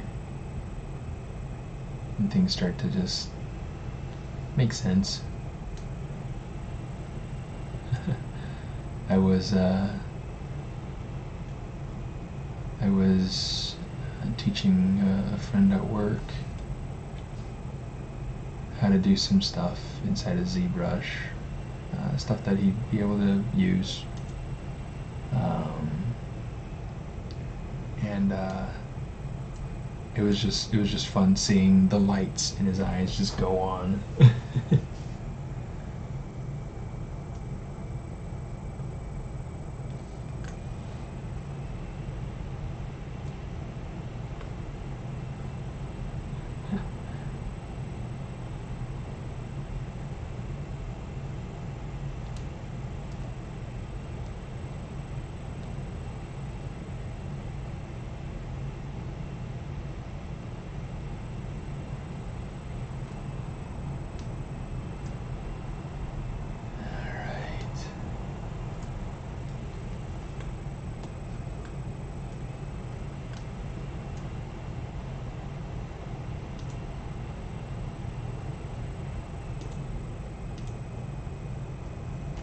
Let's turn off the fish for a minute.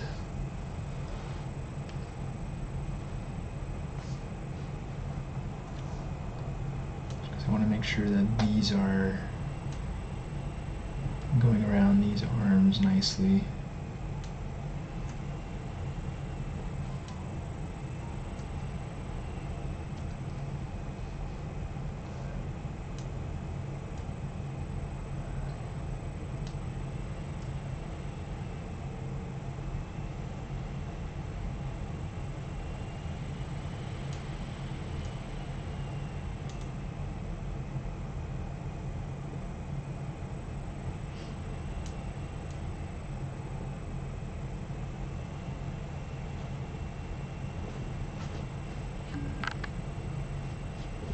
Yeah, they're carrying a real big fish.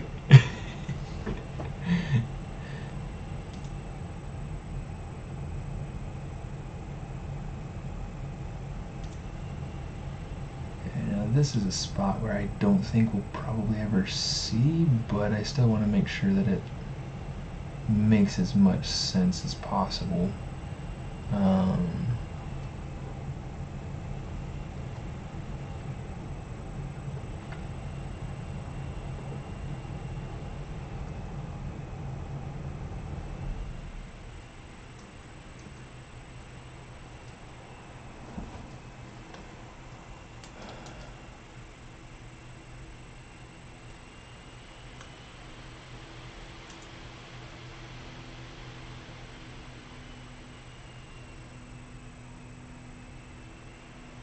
I'm still trying to keep in mind that the wraps on the arm right there, they're representative of the arm underneath. I can see that there are some places where it's kind of departing from the shape of the arm, and so then it becomes a matter of, is the shape of the wrap better than the shape of the arm? And if it is, then I need to go through and change the shape of the arm.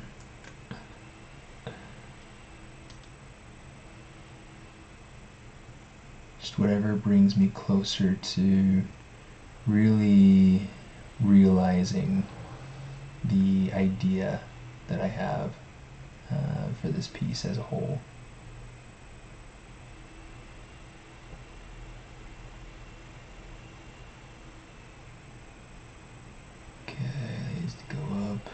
This needs to go down, this needs to be alright, that okay, right there, yep, Yep, yes sir, don't go away.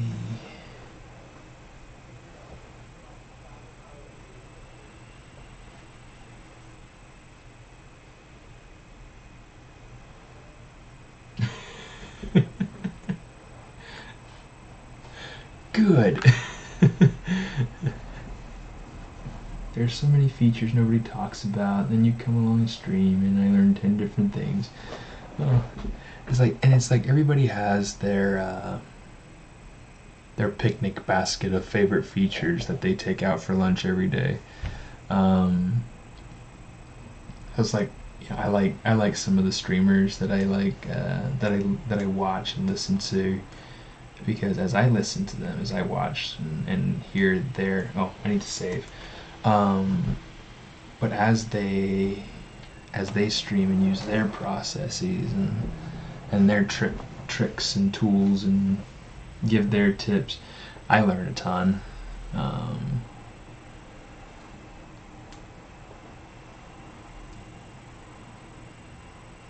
Okay, so now we got that. Let's turn the fish back on, the fish back on, the fish back on. Let's turn on the fish back on, the fish back on. Okay.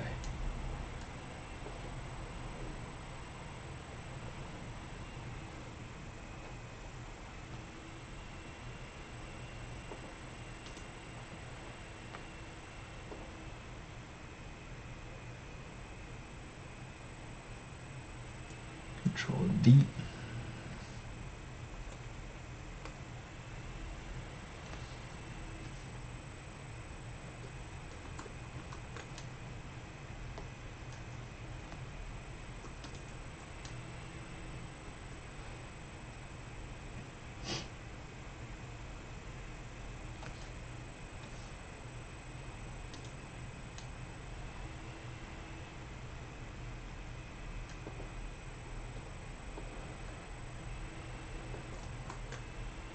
Too much, not enough, too much, not enough.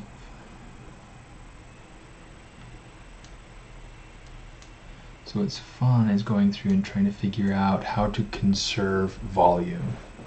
So the fact that his arm, that his hand is grasping onto this fish, this is not going to eliminate any of the mass of the fish.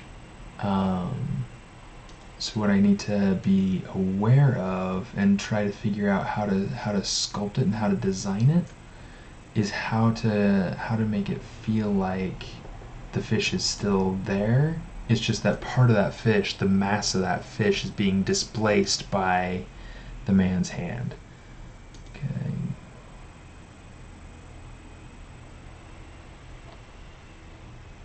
Poor fish is being manhandled before becoming supper. Being thrown around like a little rag doll. And let's see, let's grab that, pull that over here.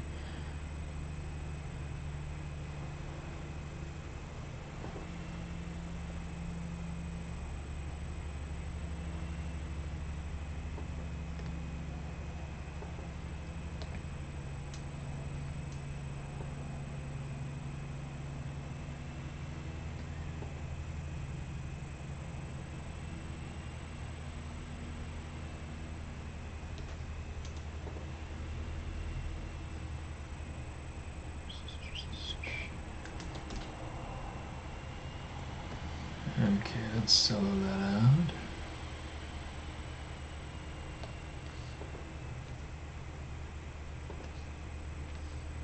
Okay, let's go ahead, let's pose this guy's hand.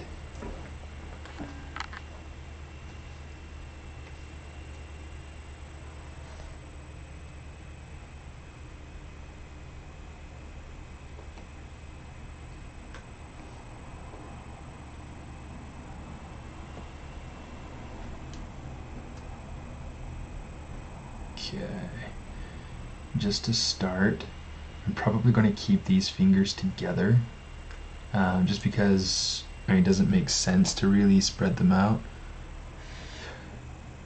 Let me see. Yeah, it's like I feel like if I'm gripping onto something and running with it, I'm going to have those fingers like real close together. So let's do this.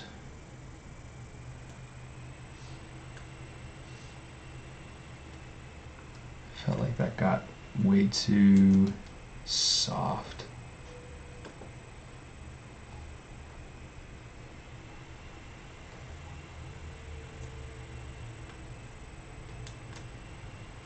Let's do this.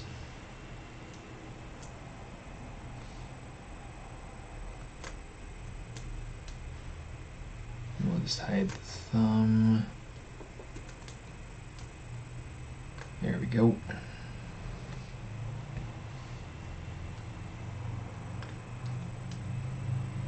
Now we should be all right.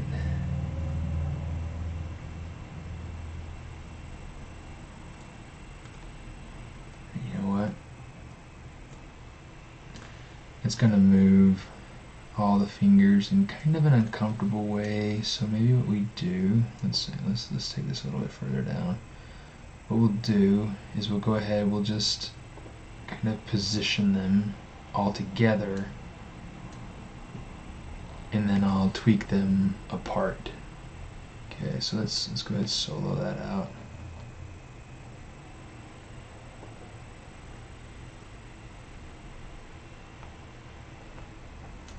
It's always the tricky part, figuring out exactly how you're going to make it all work, how you're going to pose things, how you're going to work it out, whatever.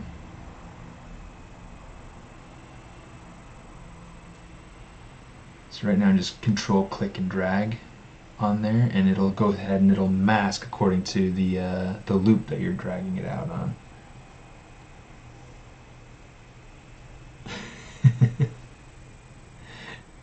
Well, thanks for tuning in, Mitch, and go get your beauty sleep. Heaven knows you need it. Just kidding. Have a good night, my friend.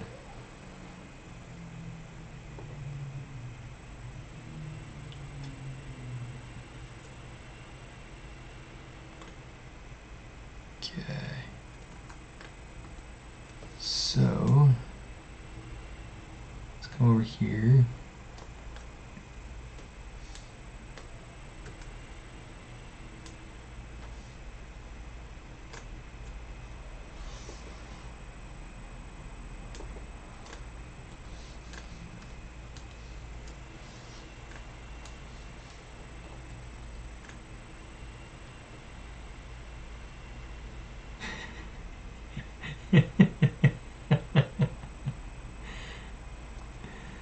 Poor kid. Poor kid.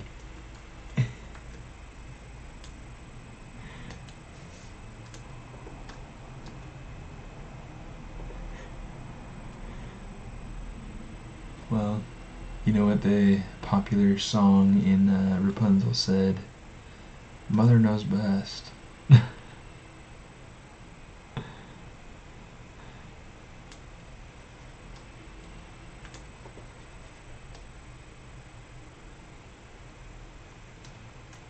Let's go ahead and kind of tweak that, play with that.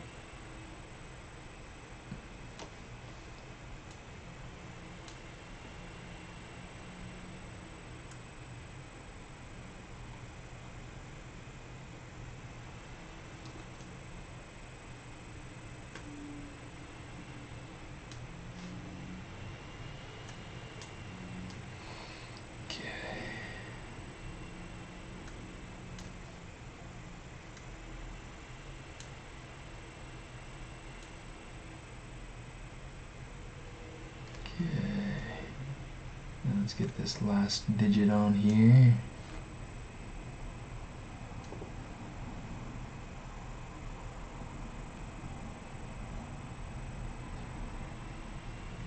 Okay.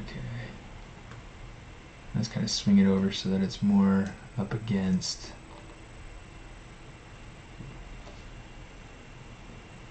that other finger.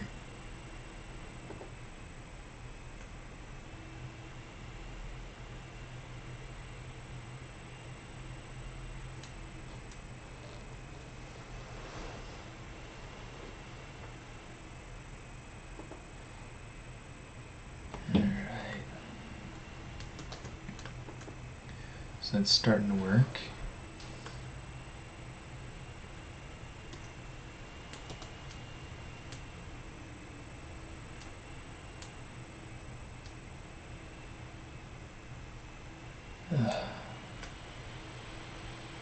This is brilliant. Okay.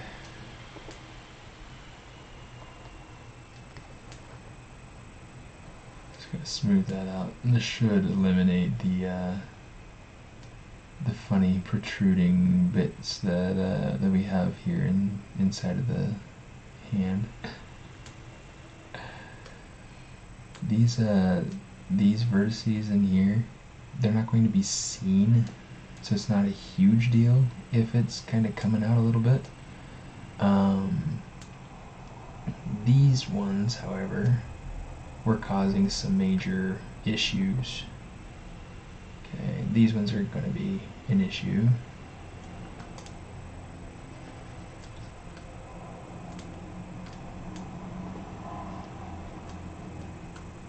Here's what we'll do.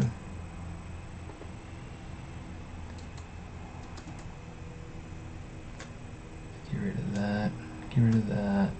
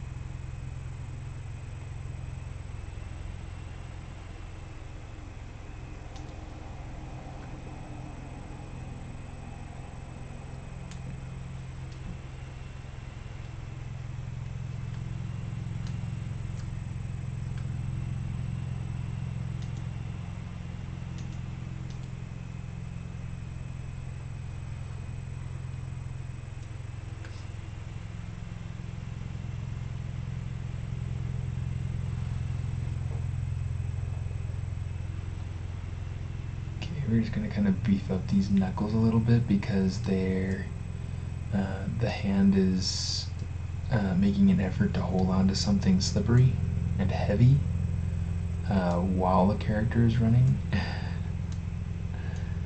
So this will hopefully give us a bit more of an emphasis in the movement. Oops.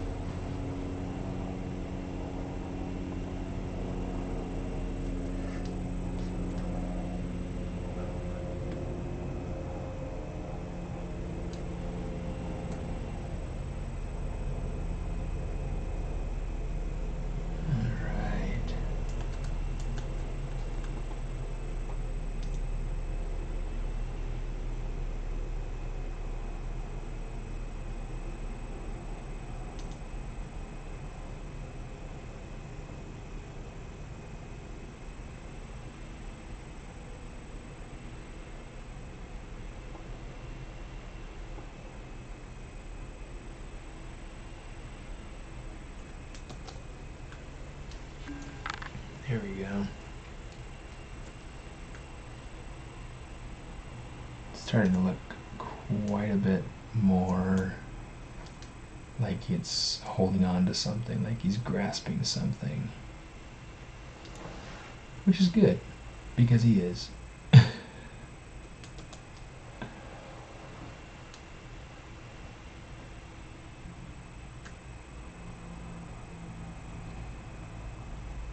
Things like hands are really kind of tricky because there's so many things that happen with their shape. And it's really easy to think that you've got it right. I do it all the time, and then I go back and I look and I'm just like, dang it. How dare I think that project was done?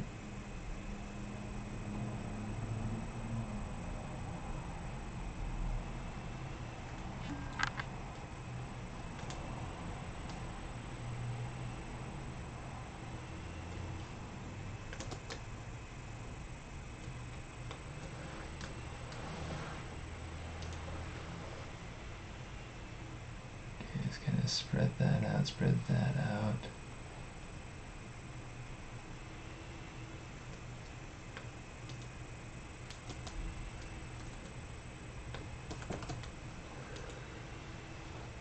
Actually, let's do it this way.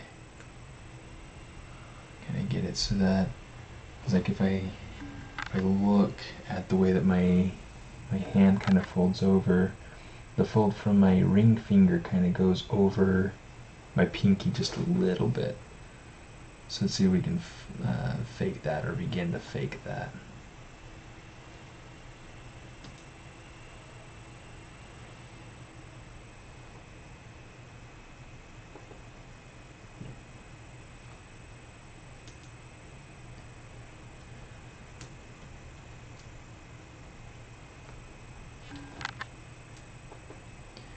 You get a similar sort of thing going on over here,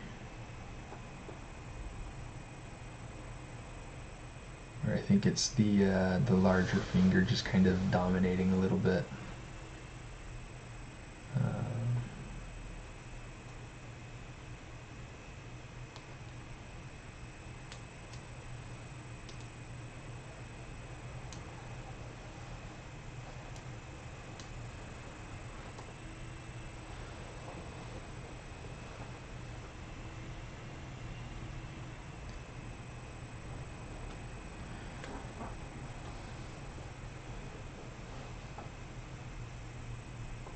And I'll probably leave that thumb the way that it is. It feels like it's in a pretty natural spot right now.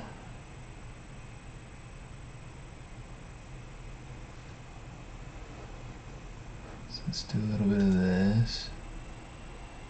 Oops.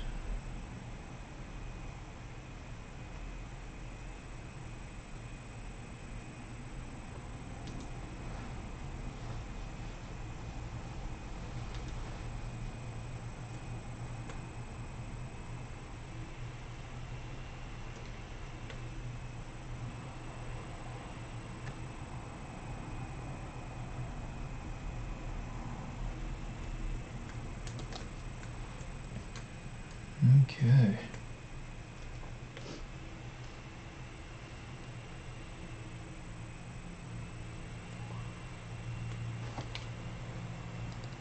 Yeah, maybe we'll take the thumb and we'll just kind of pull it in a little bit.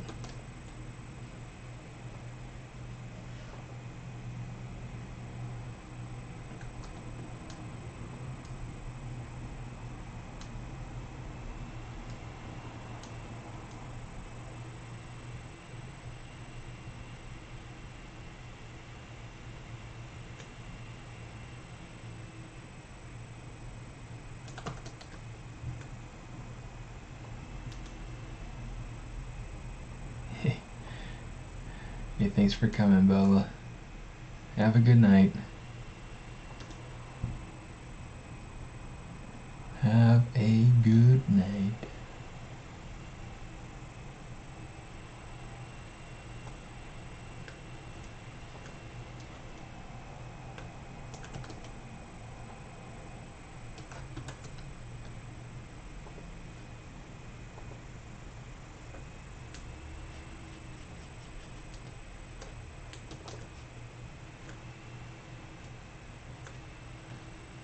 Okay, that feels much better. So, let's grab this, kind of pull it up a little bit more.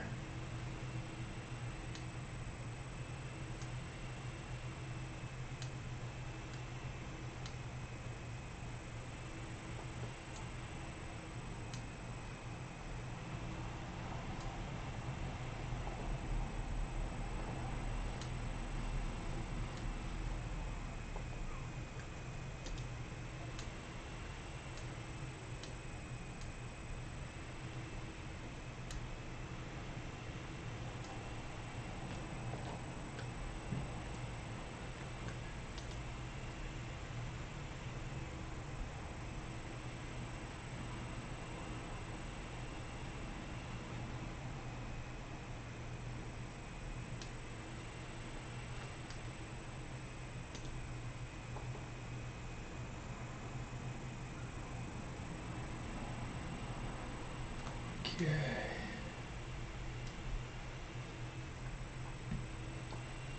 I really want an emphasis on the fact that he's kind of like this heavy fish that is being really just grabbed, like the man's just grabbing on as much as he can,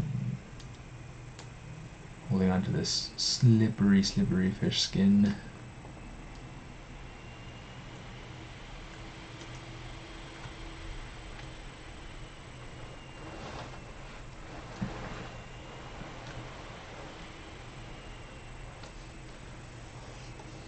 This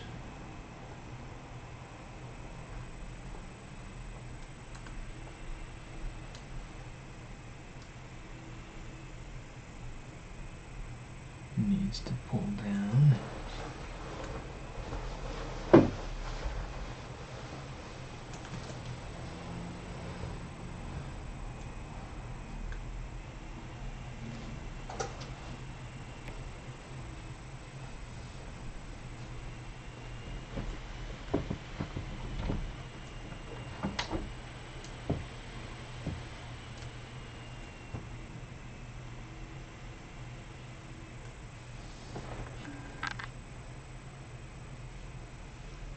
Decided to go horse riding yesterday. I haven't been since I was 9 years old. Started off okay, going slowly. Before I knew it, the horse was going fast as it could go. Couldn't hold on, so I fell off. My foot got caught in the stirrup and the horse wouldn't stop. Luckily, the manager at Toys R Us came out and unplugged the machine. Oh man, that is so unfortunate.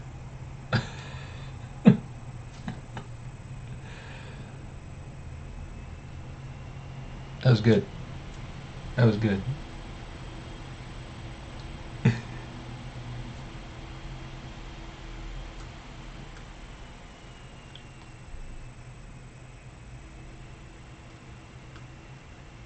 Okay, so here are my thoughts. I gotta take this portion of the fish, probably a little bit of the fin too.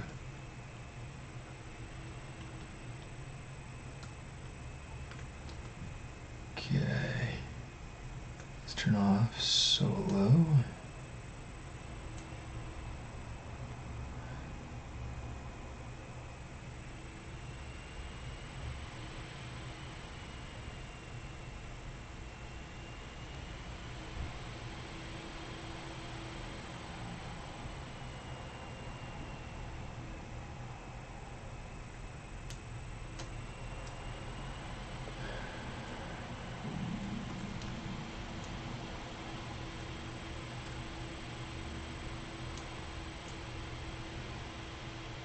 That might have been just a little bit too much.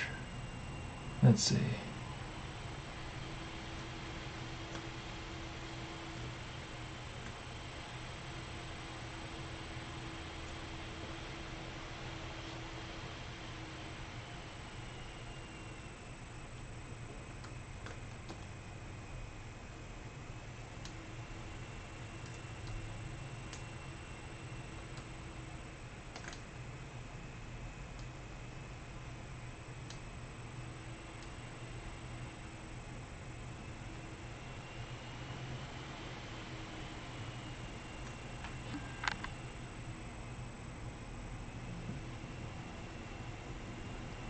No, but that was funny, Argoth.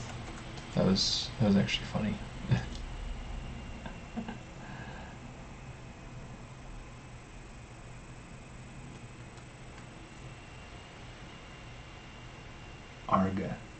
Arga the Impaler. I had to take a second look at that username.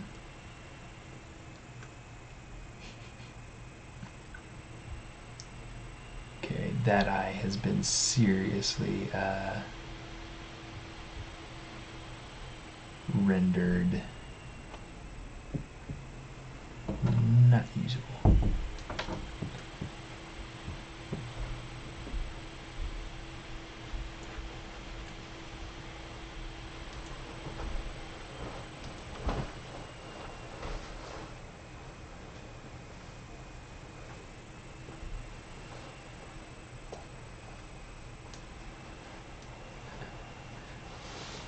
Yeah, so this is the official Twitch channel for, well, Twitch, YouTube, Facebook, wherever it is that you're watching. Looks like you're watching on Twitch. This is the official channel for Pixelogic. I'm one of the fortunate ones. Gets to kind of just come and party hardy with with all these wonderful people once a week. It's a lot of fun, and really just kind of get on to just do a little bit of sculpting.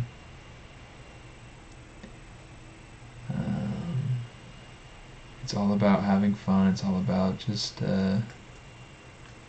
enjoying some time in the middle of the week, and learning and developing our skills together and all that. It's all about good stuff. It's all about good times. And there are a lot of different streamers too. A lot of people that do a lot of different things. A lot of character stuff. Some cool rendering tricks. Some general tips and tricks. Cosplay. Pretty much whatever. Collectibles. pretty much whatever you do with ZBrush or are interested in trying to do with ZBrush, there's a streamer that does it, and it's really neat. It's really neat. So yeah, I mean, if you're interested, feel free to go ahead and check out the other streamers that are available and that are their videos up. The YouTube channel has a lot of past streams. I think it has possibly every one of the past streams. But if not, I mean, it's got at least most of them. So it's a great way to kind of catch up if you'd like to see the streams that have already happened. And it comes in a variety of languages. I believe that there's Japanese, Spanish, English, Portuguese, possibly French.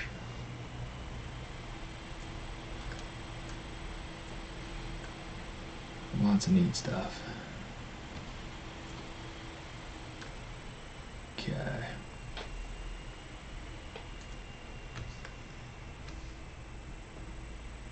Okay, so his shirt, I feel like it's blending in too much with the mountainside behind it. So here's what we're gonna do. Let's figure on making it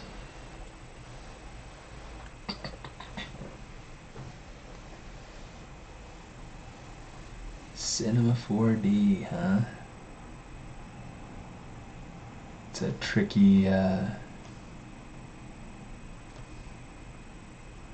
oh, I don't know that I like that. Cinema 4D is kind of a tricky piece of software. Very robust, very capable piece of software, but kind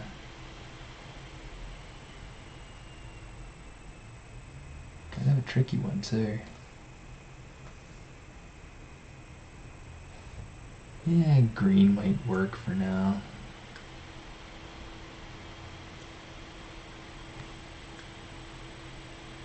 Let's do something a little bit lighter. I think that'll be better.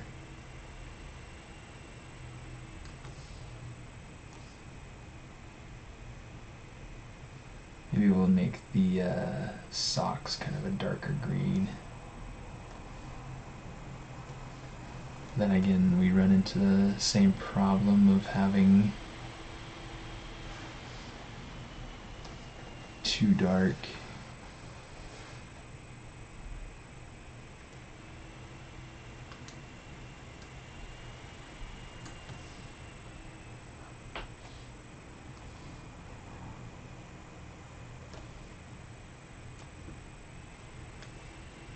I'll try something like that for now.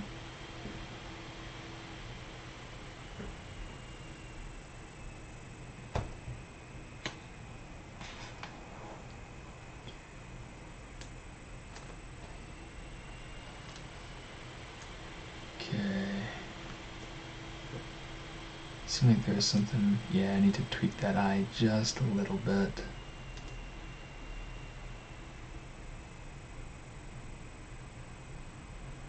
Just wasn't round enough in that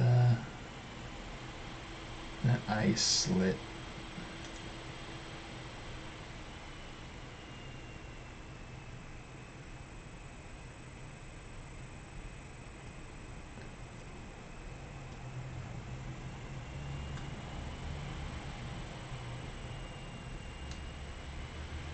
Yeah, Cinema 4D is pretty crazy. I had a friend in school who did a lot of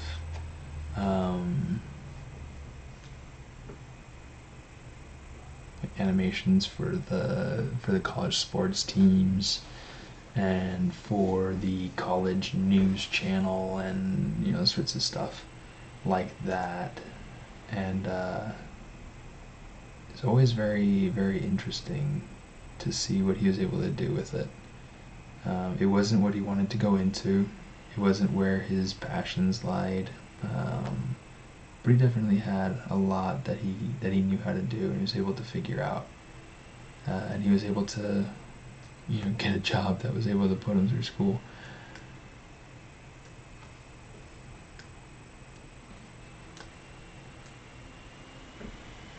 Okay, let's go ahead. Let's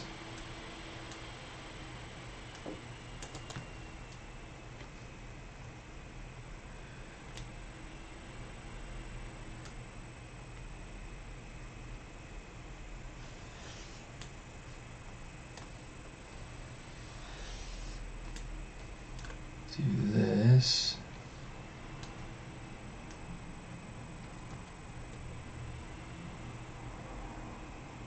Do this.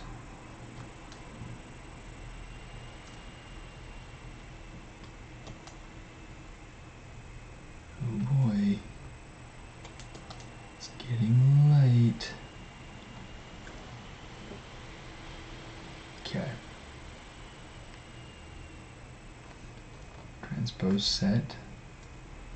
Okay, so now anything I don't want to have as part of this, I need to make sure that I have it deselected. So I can get rid of the shoes, I can get rid of the belt and the fish. I can get rid of, oops, let's do this. We're gonna go ahead and do that. And then we'll bring those two back.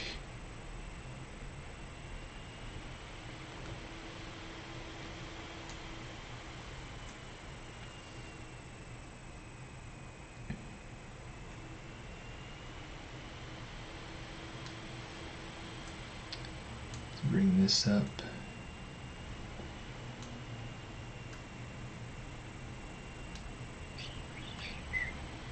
It's kind of a bummer because I was really happy with how that,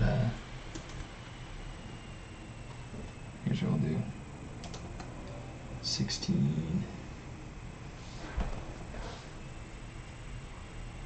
I like to go through and save versions, and that makes it so that I can go back if I decide that I don't like what it is that I did.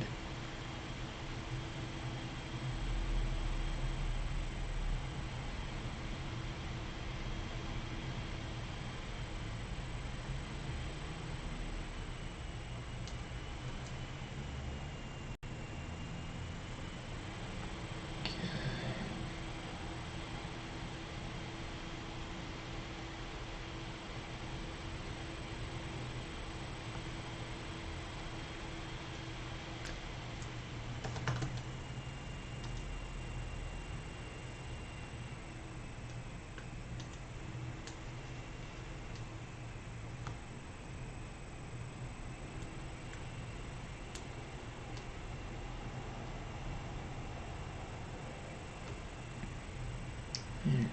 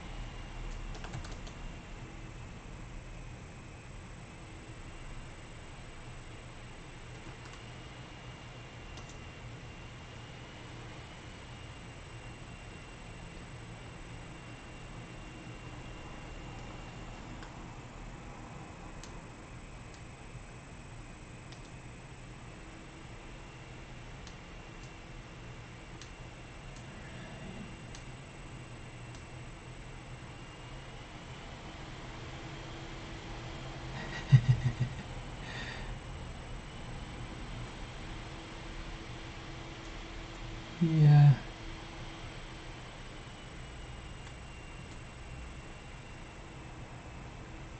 And that's true to quite an extent. A lot of the the little things won't be noticed, hopefully. But that's the idea. I mean, the initial response that you want is for people to not notice the little things. You want people to look at it and be just like, oh, this is so cool, and then make them stop and stop and stare for a little bit, and then they start to look into the details and be like, okay, this is a great story. I really like seeing what's happening here.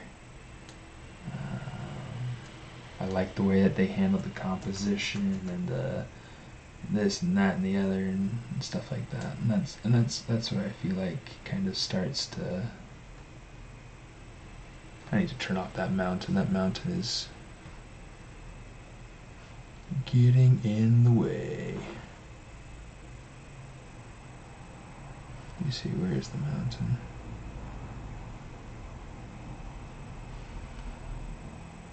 Oh, there it is.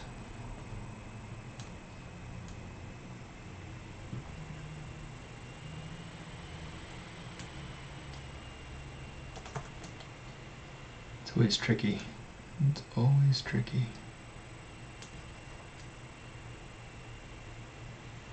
And it's like at work, it's the same similar sort of idea. Doesn't matter if you're working on theme park rides or movies or video games.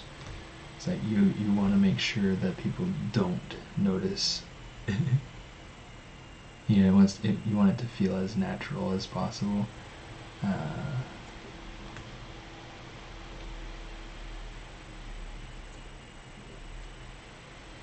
So that's always the fun part.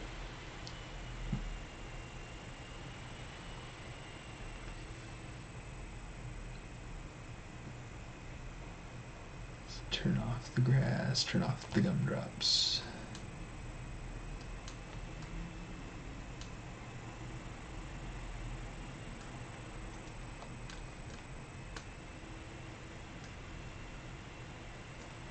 Alright, something like that.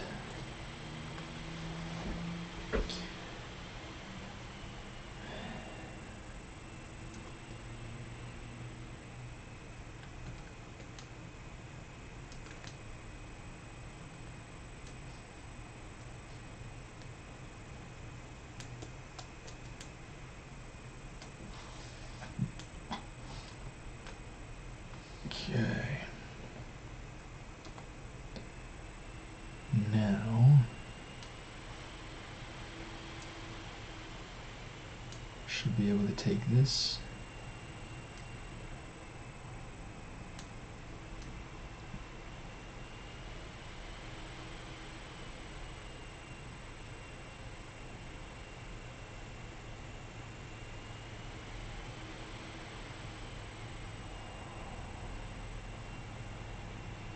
Put that in there.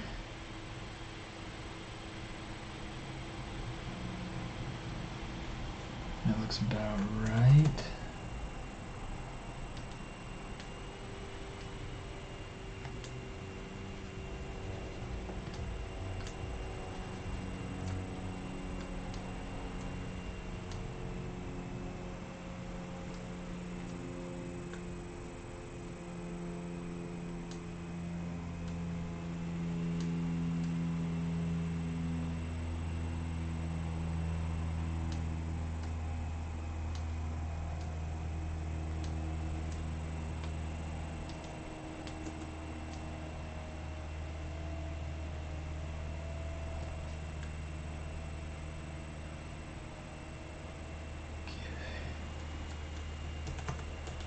This is always kind of the, oh shoot,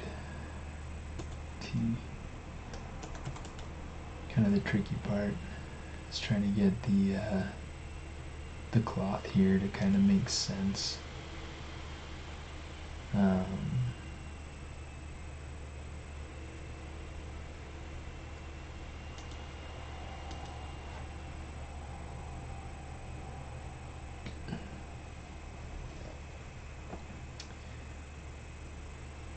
Oh yeah, but I don't know if you're still there, Arga, or not, but something that you could do is if you're interested in trying ZBrush, they do have I'm pretty sure it's a 45-day free trial. I did have a promo code a while back, but I don't think it'd be good anymore. I think it was only lasting through maybe March, something like that. But so there's that. You can go through and you could do a free trial.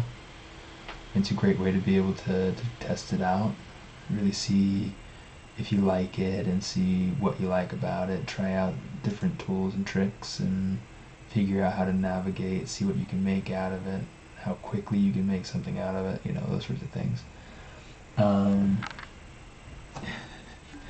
yeah, the background noises are my computer.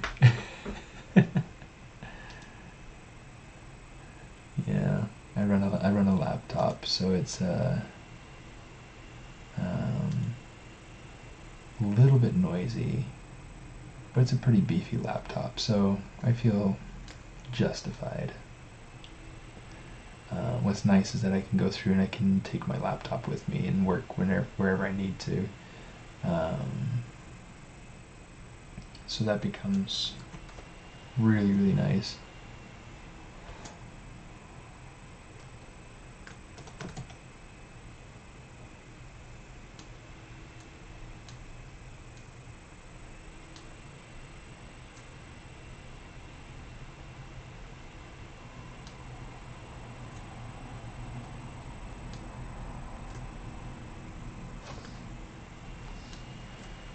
Okay, let me see.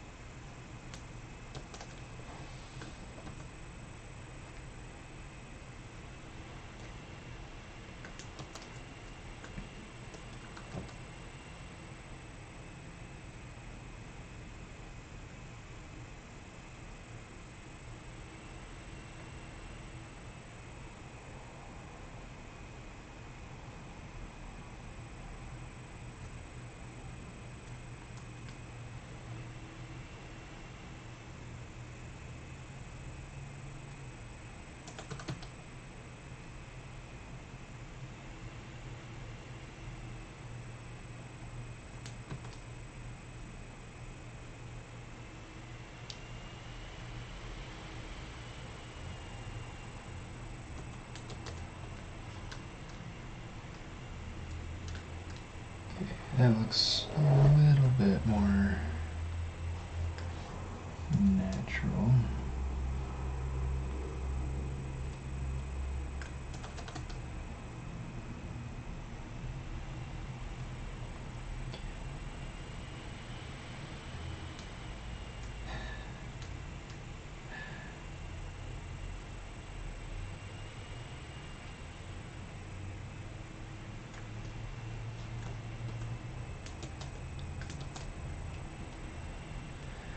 Okay, that'll work. Kind of makes it feel like it's got folds going on in there.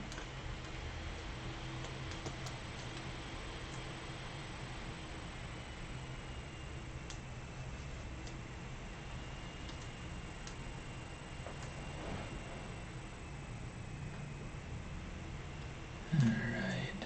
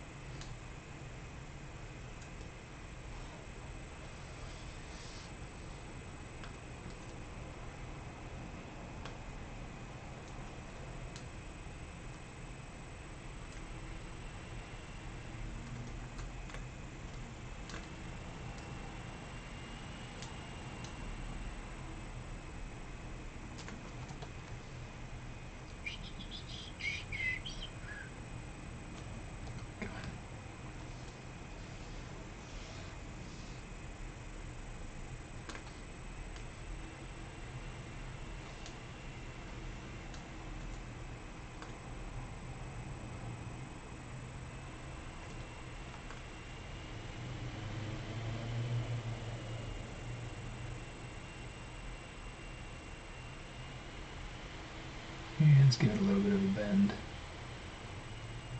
I feel like in this sort of instance it would be important to have one.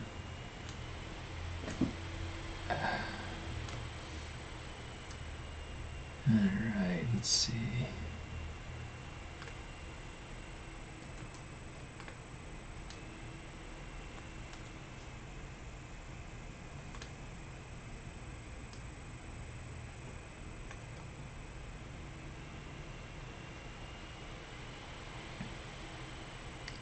Let's do something like that.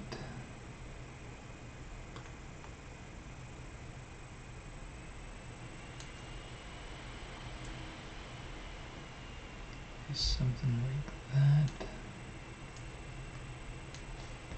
And then down here at the end, that's where we get the real bend.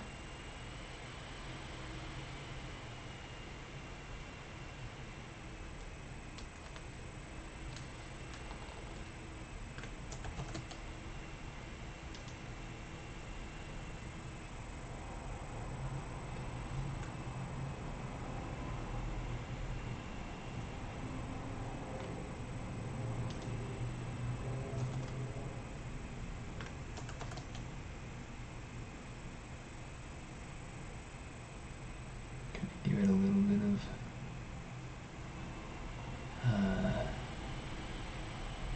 pudge more toward the pad rather than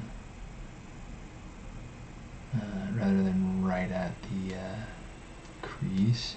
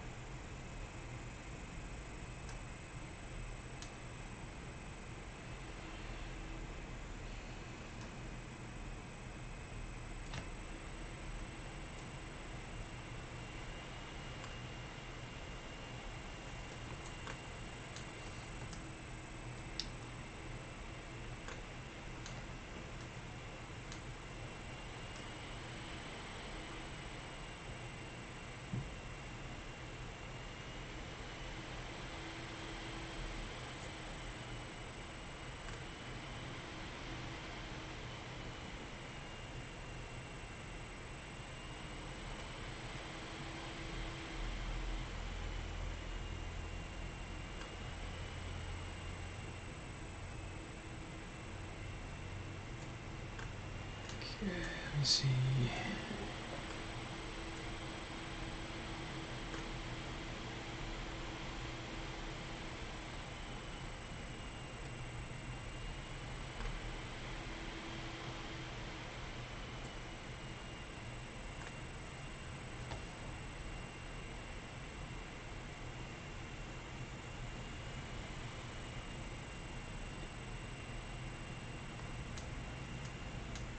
Sounds like my laptop's in pain.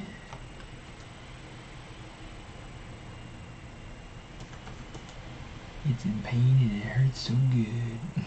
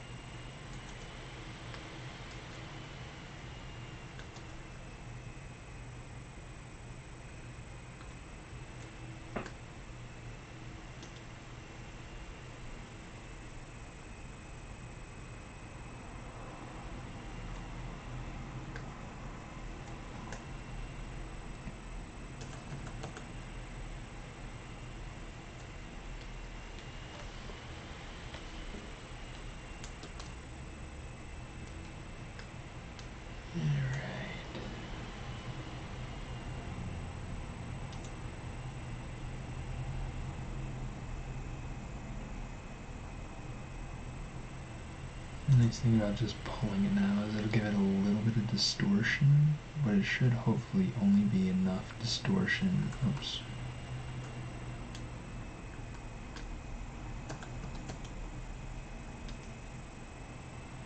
Enough distortion to make it feel believable. So I want it to feel like that lip is kind of wrapping around his hand.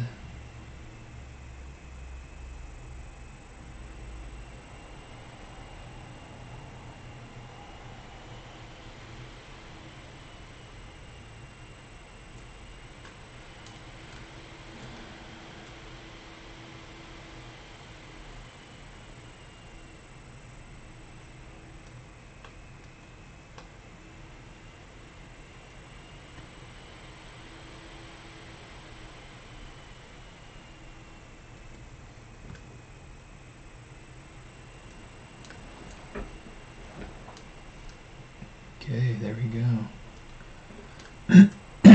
So now it just comes down to doing some tweaks. Try to make sure that this makes the right shape.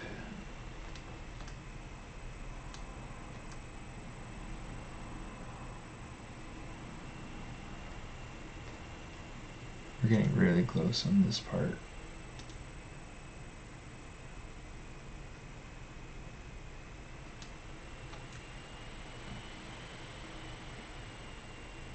This will be something that I could go through and actually add as an exciting update on my Instagram.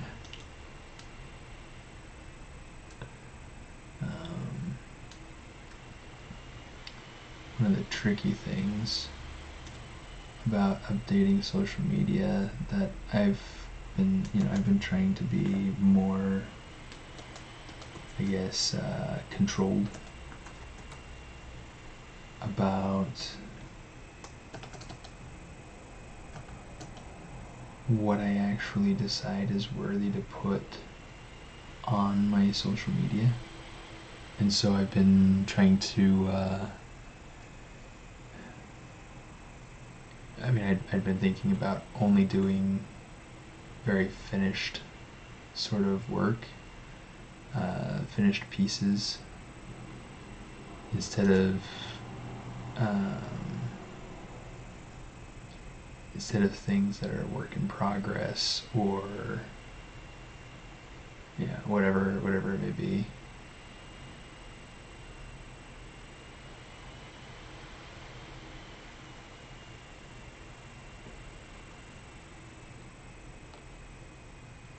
But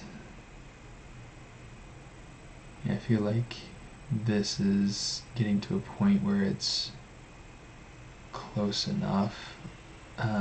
Still a ton I want to add to make it feel more finished. Things like the trim around the neck, and around the edges of the of the shirt.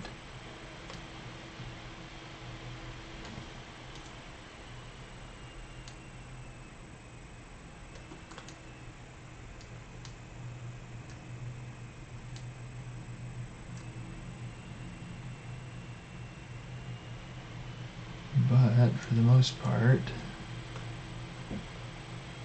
this is looking so much better.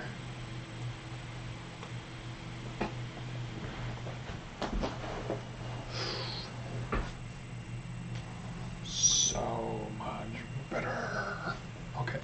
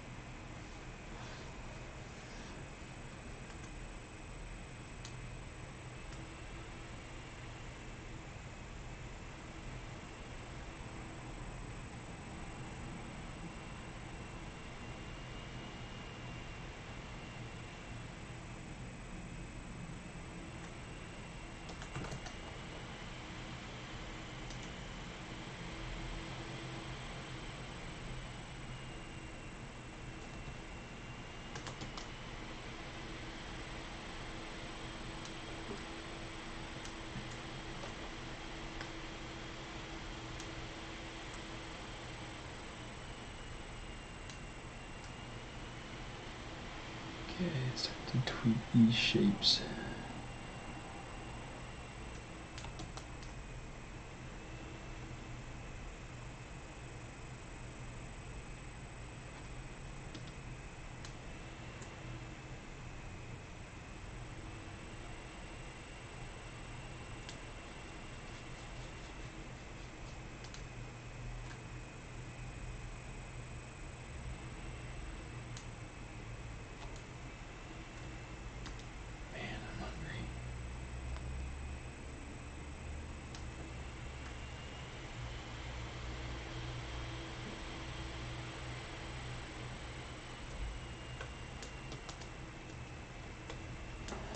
Ready here, this is a prime place to be able to put a bit of a fold, a little bit of a wrinkle. So what I'm going to do, I'm going to mask that. Yeah, let's take this and then we're going to pull it out.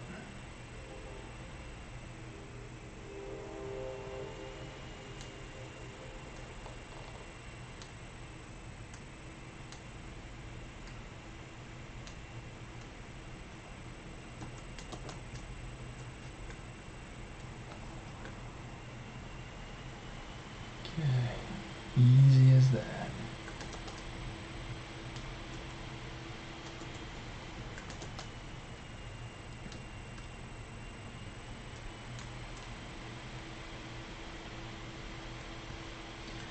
Let me see, what do I have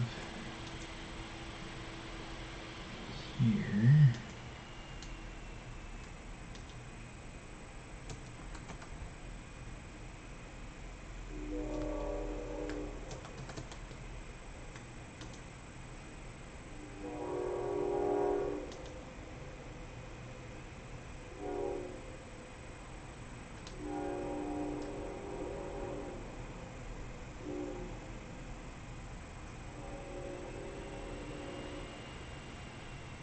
All right. Let's see.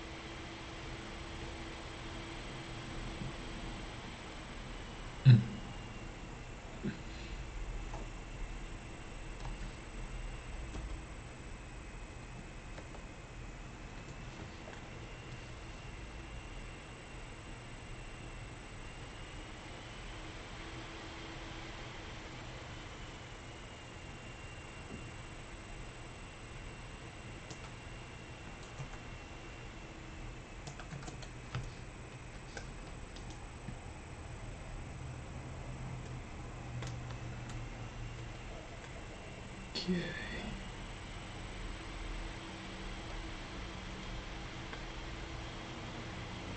This is one of the great benefits to working with clean topology.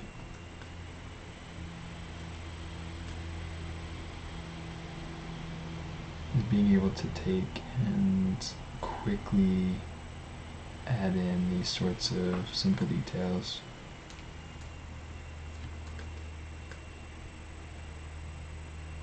Really, really easily.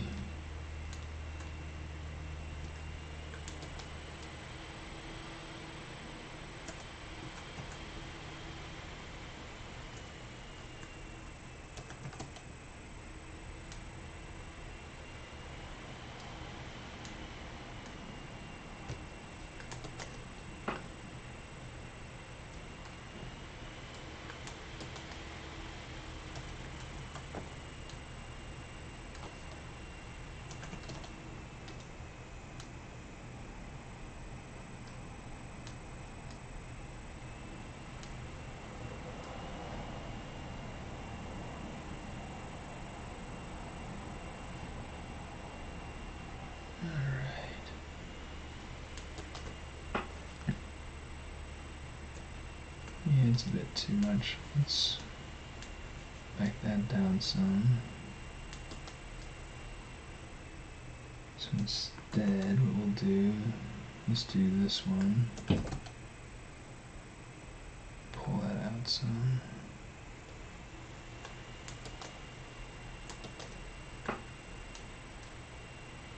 Yeah, that works better. Still a little bit much, so let's pull it out. And we'll call that good so far as that goes.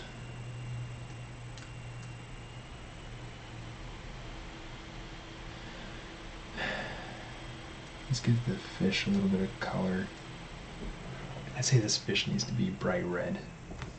Let's check it out and see if we like it.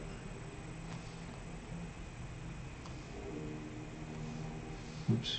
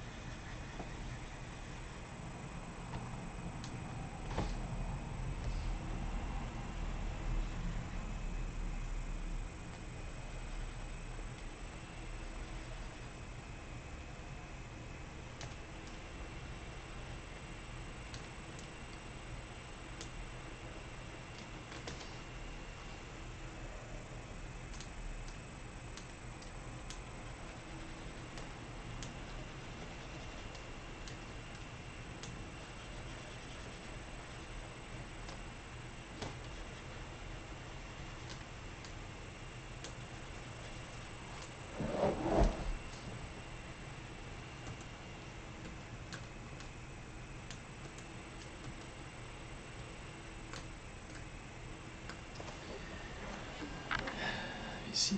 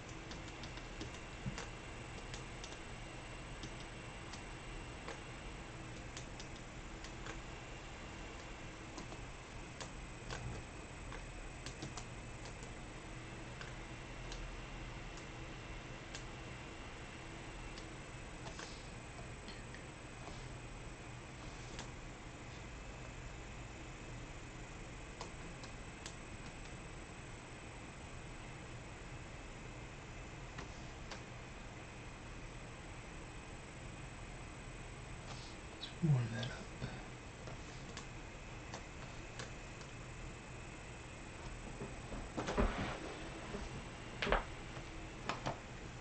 Okay. Doesn't look quite right.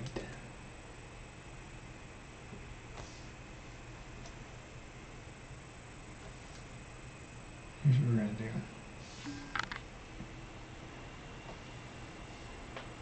We're gonna look up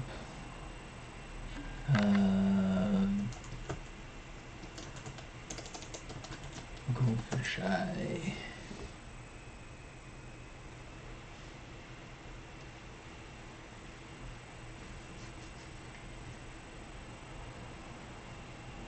Okay.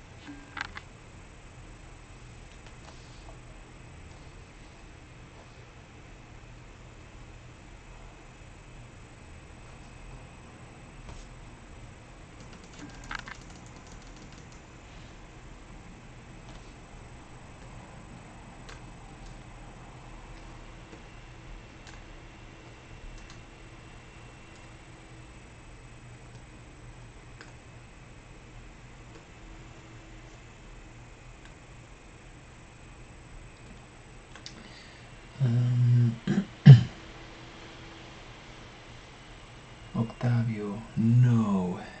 I did not do Dynamesh and then Subdivide.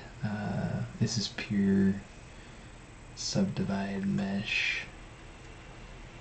Yeah.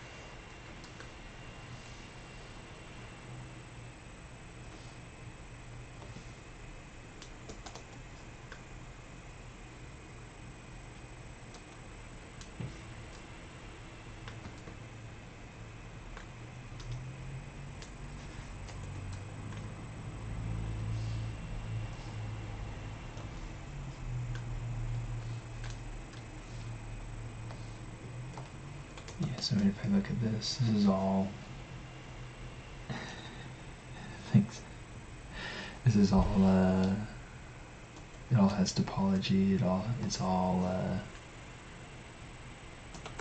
production ready mesh that I had prepared, and part of it I prepared on this stream.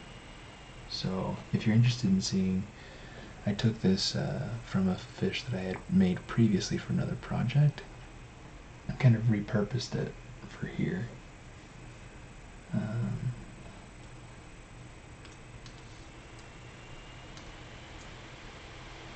¿Hablas español? Si hablas español, ahí puedo mantener una conversación. Pero si hablas portugués, ahí no te puedo ayudar.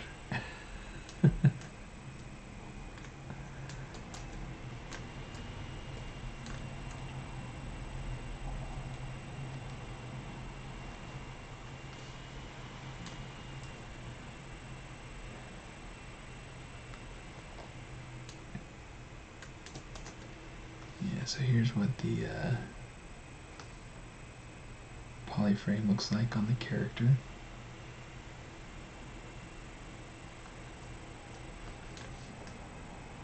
Okay.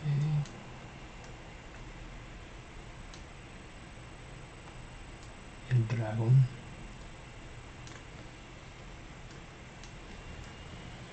Hay otro dragón también, pero está escondido un poquito en el momento.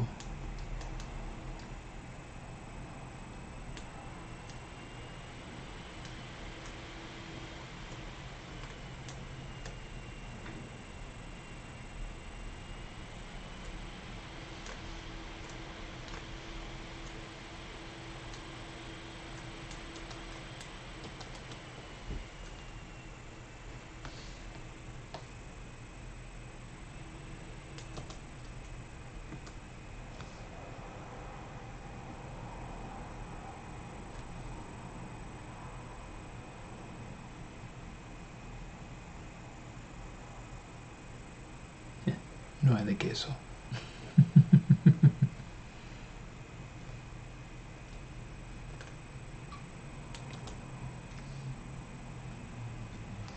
Yeah, whatever you'd like to be able to ask or say. You can say it in English or Spanish, however you want.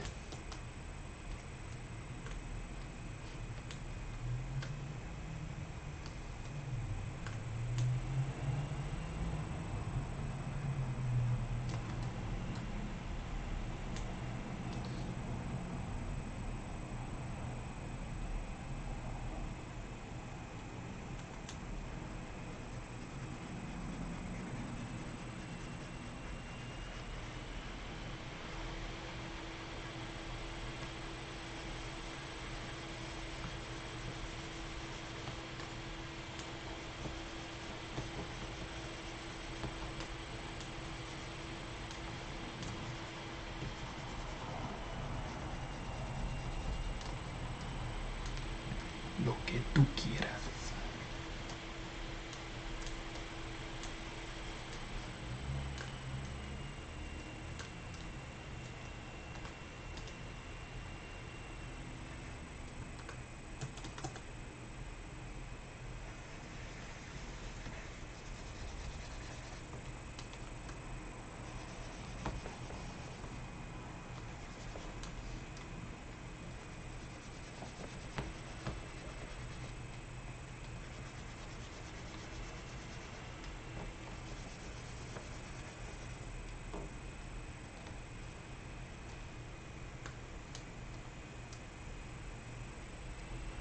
So parts of this model, I started with a base mesh.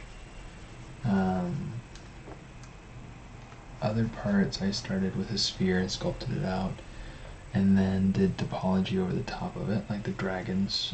That's how those were done, where I used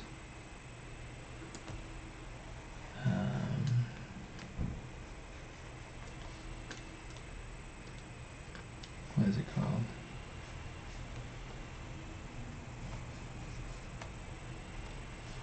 I used Dynamesh and Sculptress and things like that. Yeah,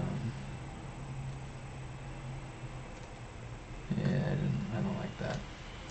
If it's too orange now.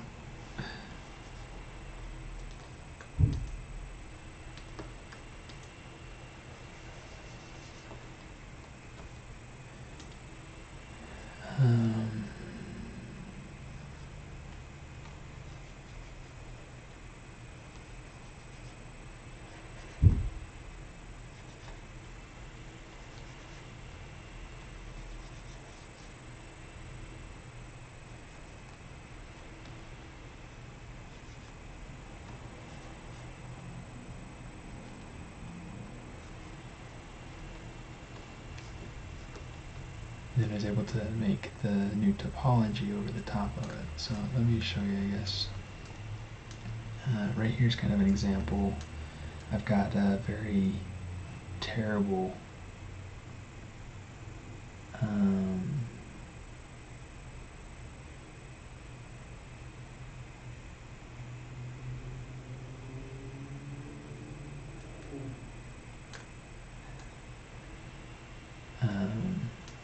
here's like the blocking of the dragon. Okay, so I mean there's not really anything exciting about it. Okay, it's really just blocking up shapes. But let me turn on the other dragon. Okay, so with this guy, he's got all the topology prepped for animation, and I have the other file set aside in its own. But yeah, I mean everything has good, clean, ready topology, and yeah, I do this so that it's easier to pose. The blue's kind of interesting.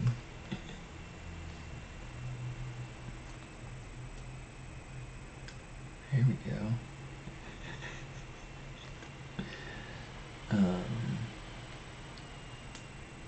I have another one. I need to pose the other dragon so that it fits and works with this, but I don't have time tonight.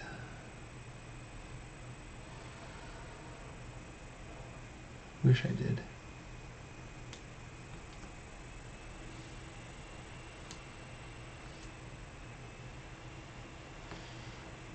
Let's actually take this, turn it on, take it and drag it into our folder.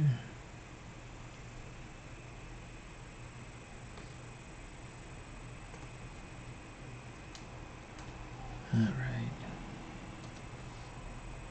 Let's go ahead, we'll select our fish.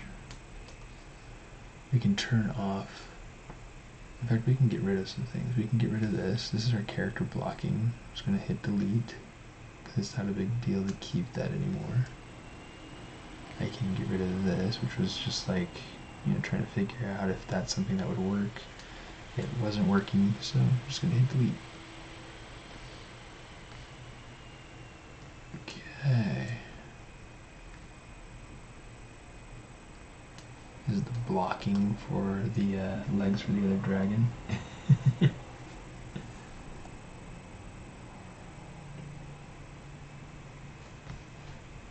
And then, technically we don't really even need that anymore. Let's see. Let's turn these off. And yeah, we'll just go ahead and select our fish.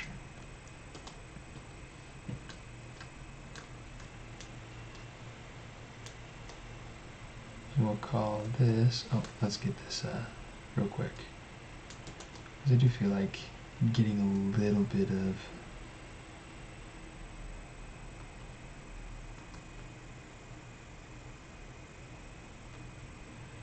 this sort of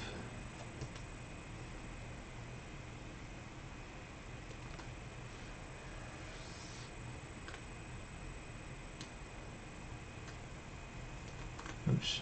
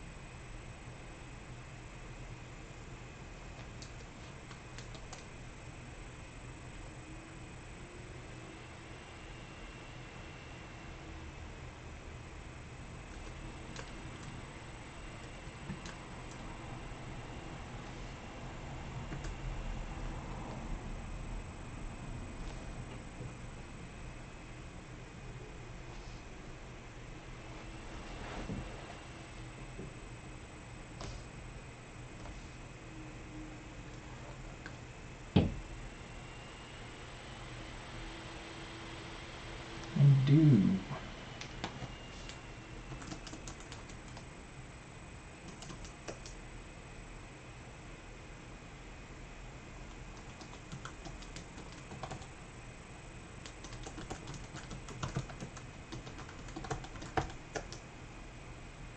It looks like it might not be wanting to post my comments, but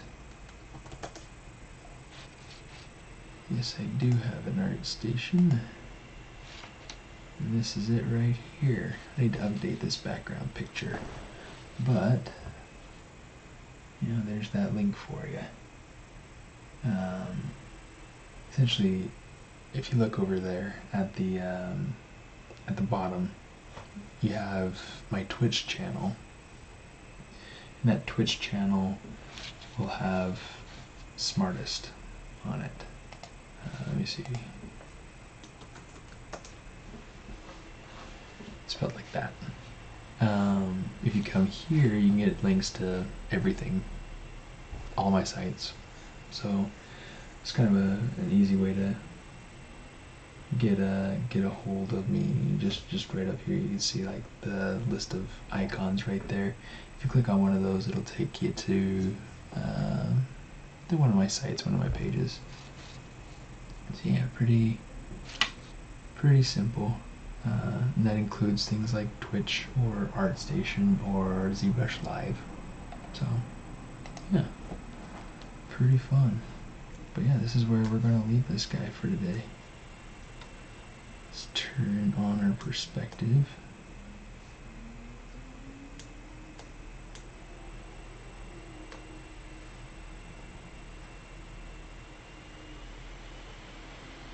Okay, we'll call this good. So if I wanted to go through and make a turntable of this guy, let's get back over to that fish. I want to make sure that the fish renders nice and smooth. Turn on dynamic.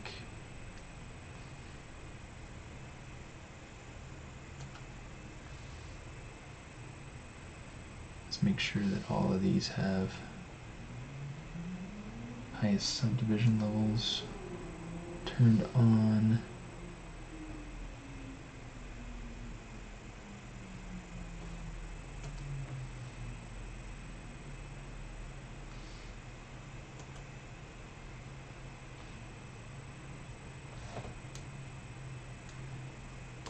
Yeah, the pants are probably the least done part on this guy so far, which is fine.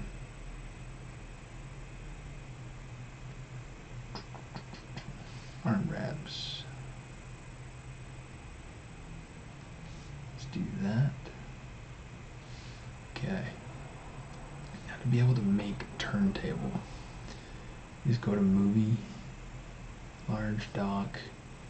Need to do a few things. Overlay image, turn that down to 0. Title image, turn those down to 0. Modifiers, you can change the spin, the number of frames for the spin.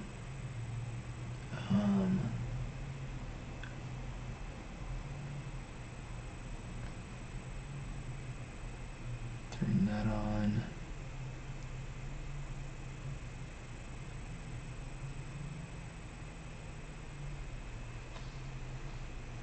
Okay, let's go ahead and try it out. Okay, so big problem right there, right?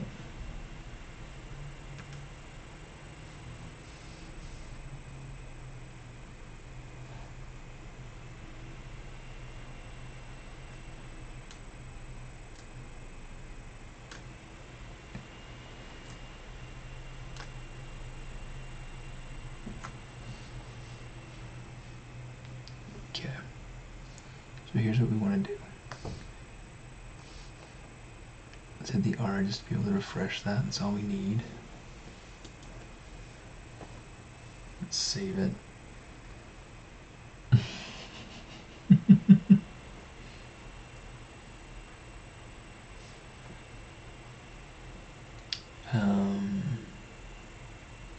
Now the other thing, how did I make FishBot? That is a very long question to answer, and I'm actually going to be preparing a tutorial series about how to make animal robots in that sort of style. I'm hoping to be able to release that sometime this summer. So we'll see how it goes. We'll see how that goes.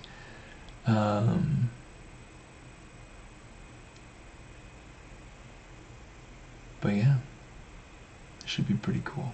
Should be pretty cool. So keep your eye open for that. If you follow me on Instagram, that'll probably be the easiest way to get news on when that happens and when that comes out. So, let me see. I want timeline. I want to show.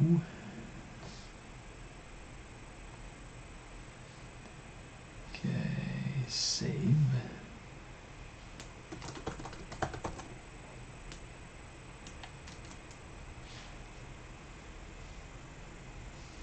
Now let's just say view 6.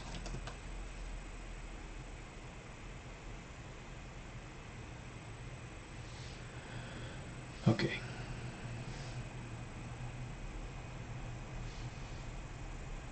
Let's say clone. What I'm going to do is say copy folder.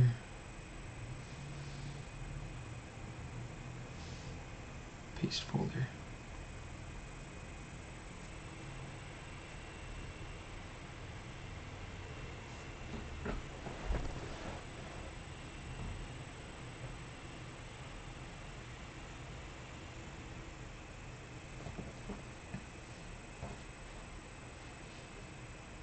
Okay.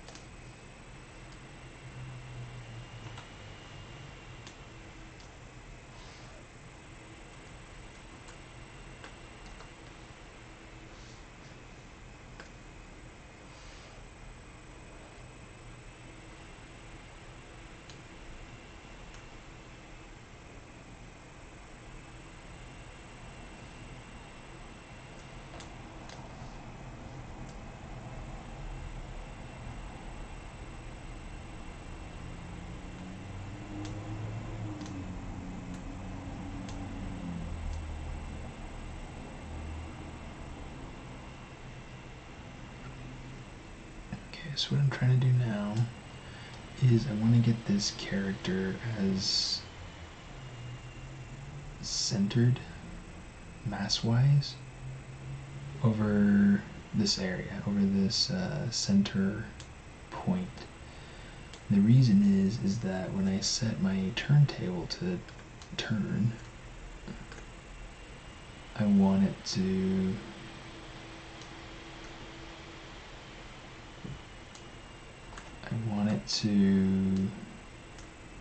really turn in the center of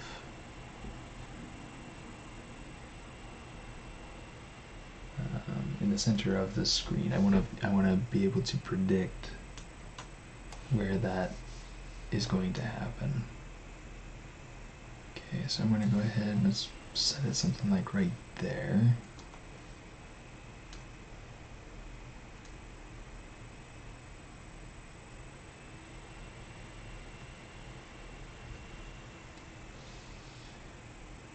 Okay.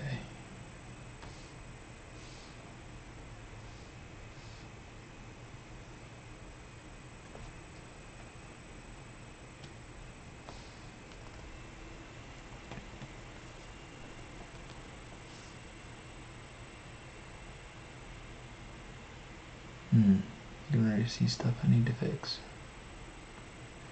Good deal.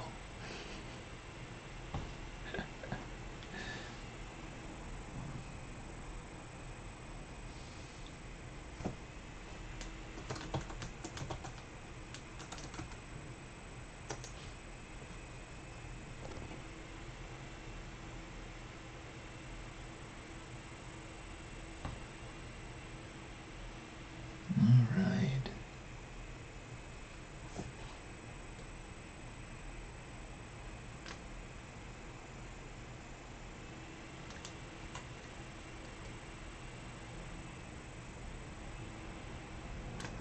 So far that's looking much better.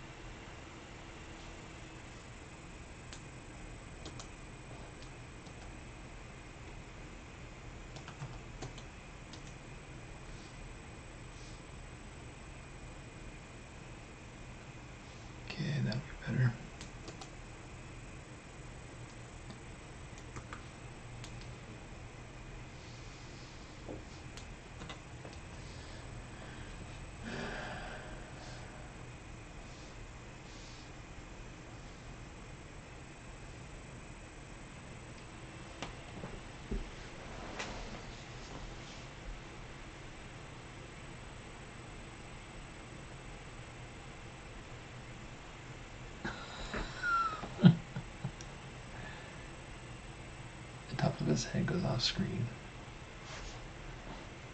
So while I do like that framing quite a bit better, since he goes off screen, it doesn't work for me. So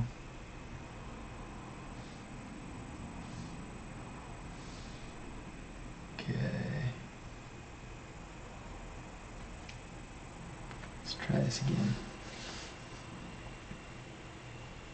Okay, foot stays on.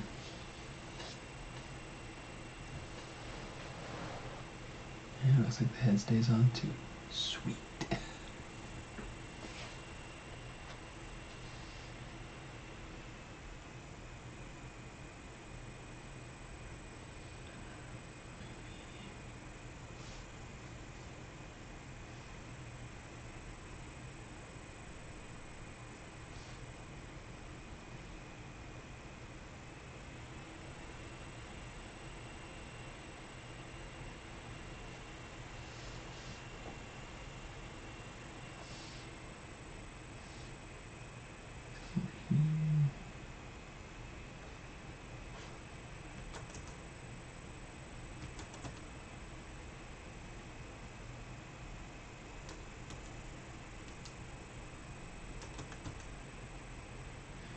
Okay, let's do 15 and 30.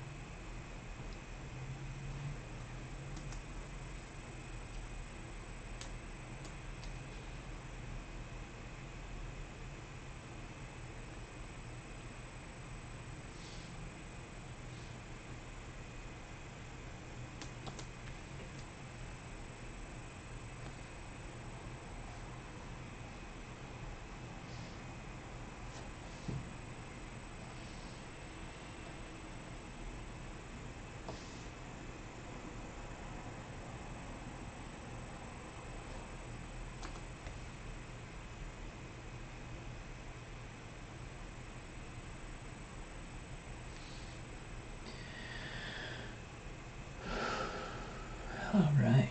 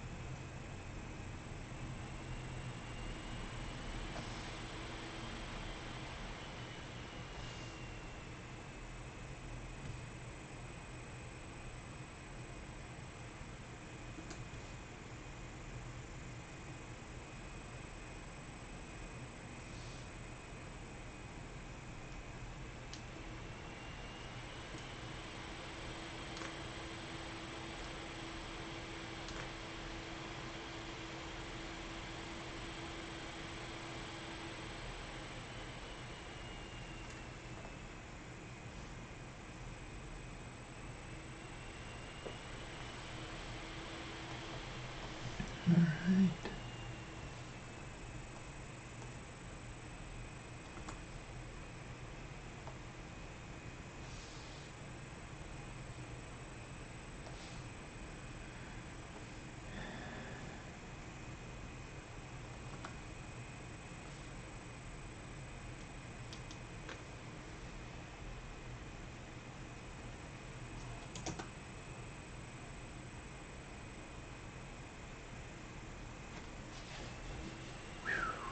All right.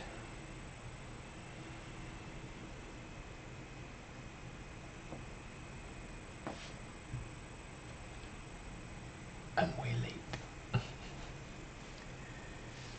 But we had fun. So we're gonna call it for tonight. Let's make this little fix like we did in our other one before we shut it off.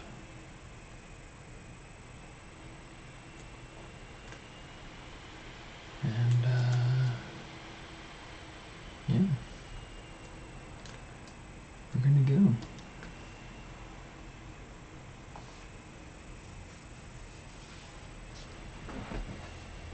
Thanks for tuning in.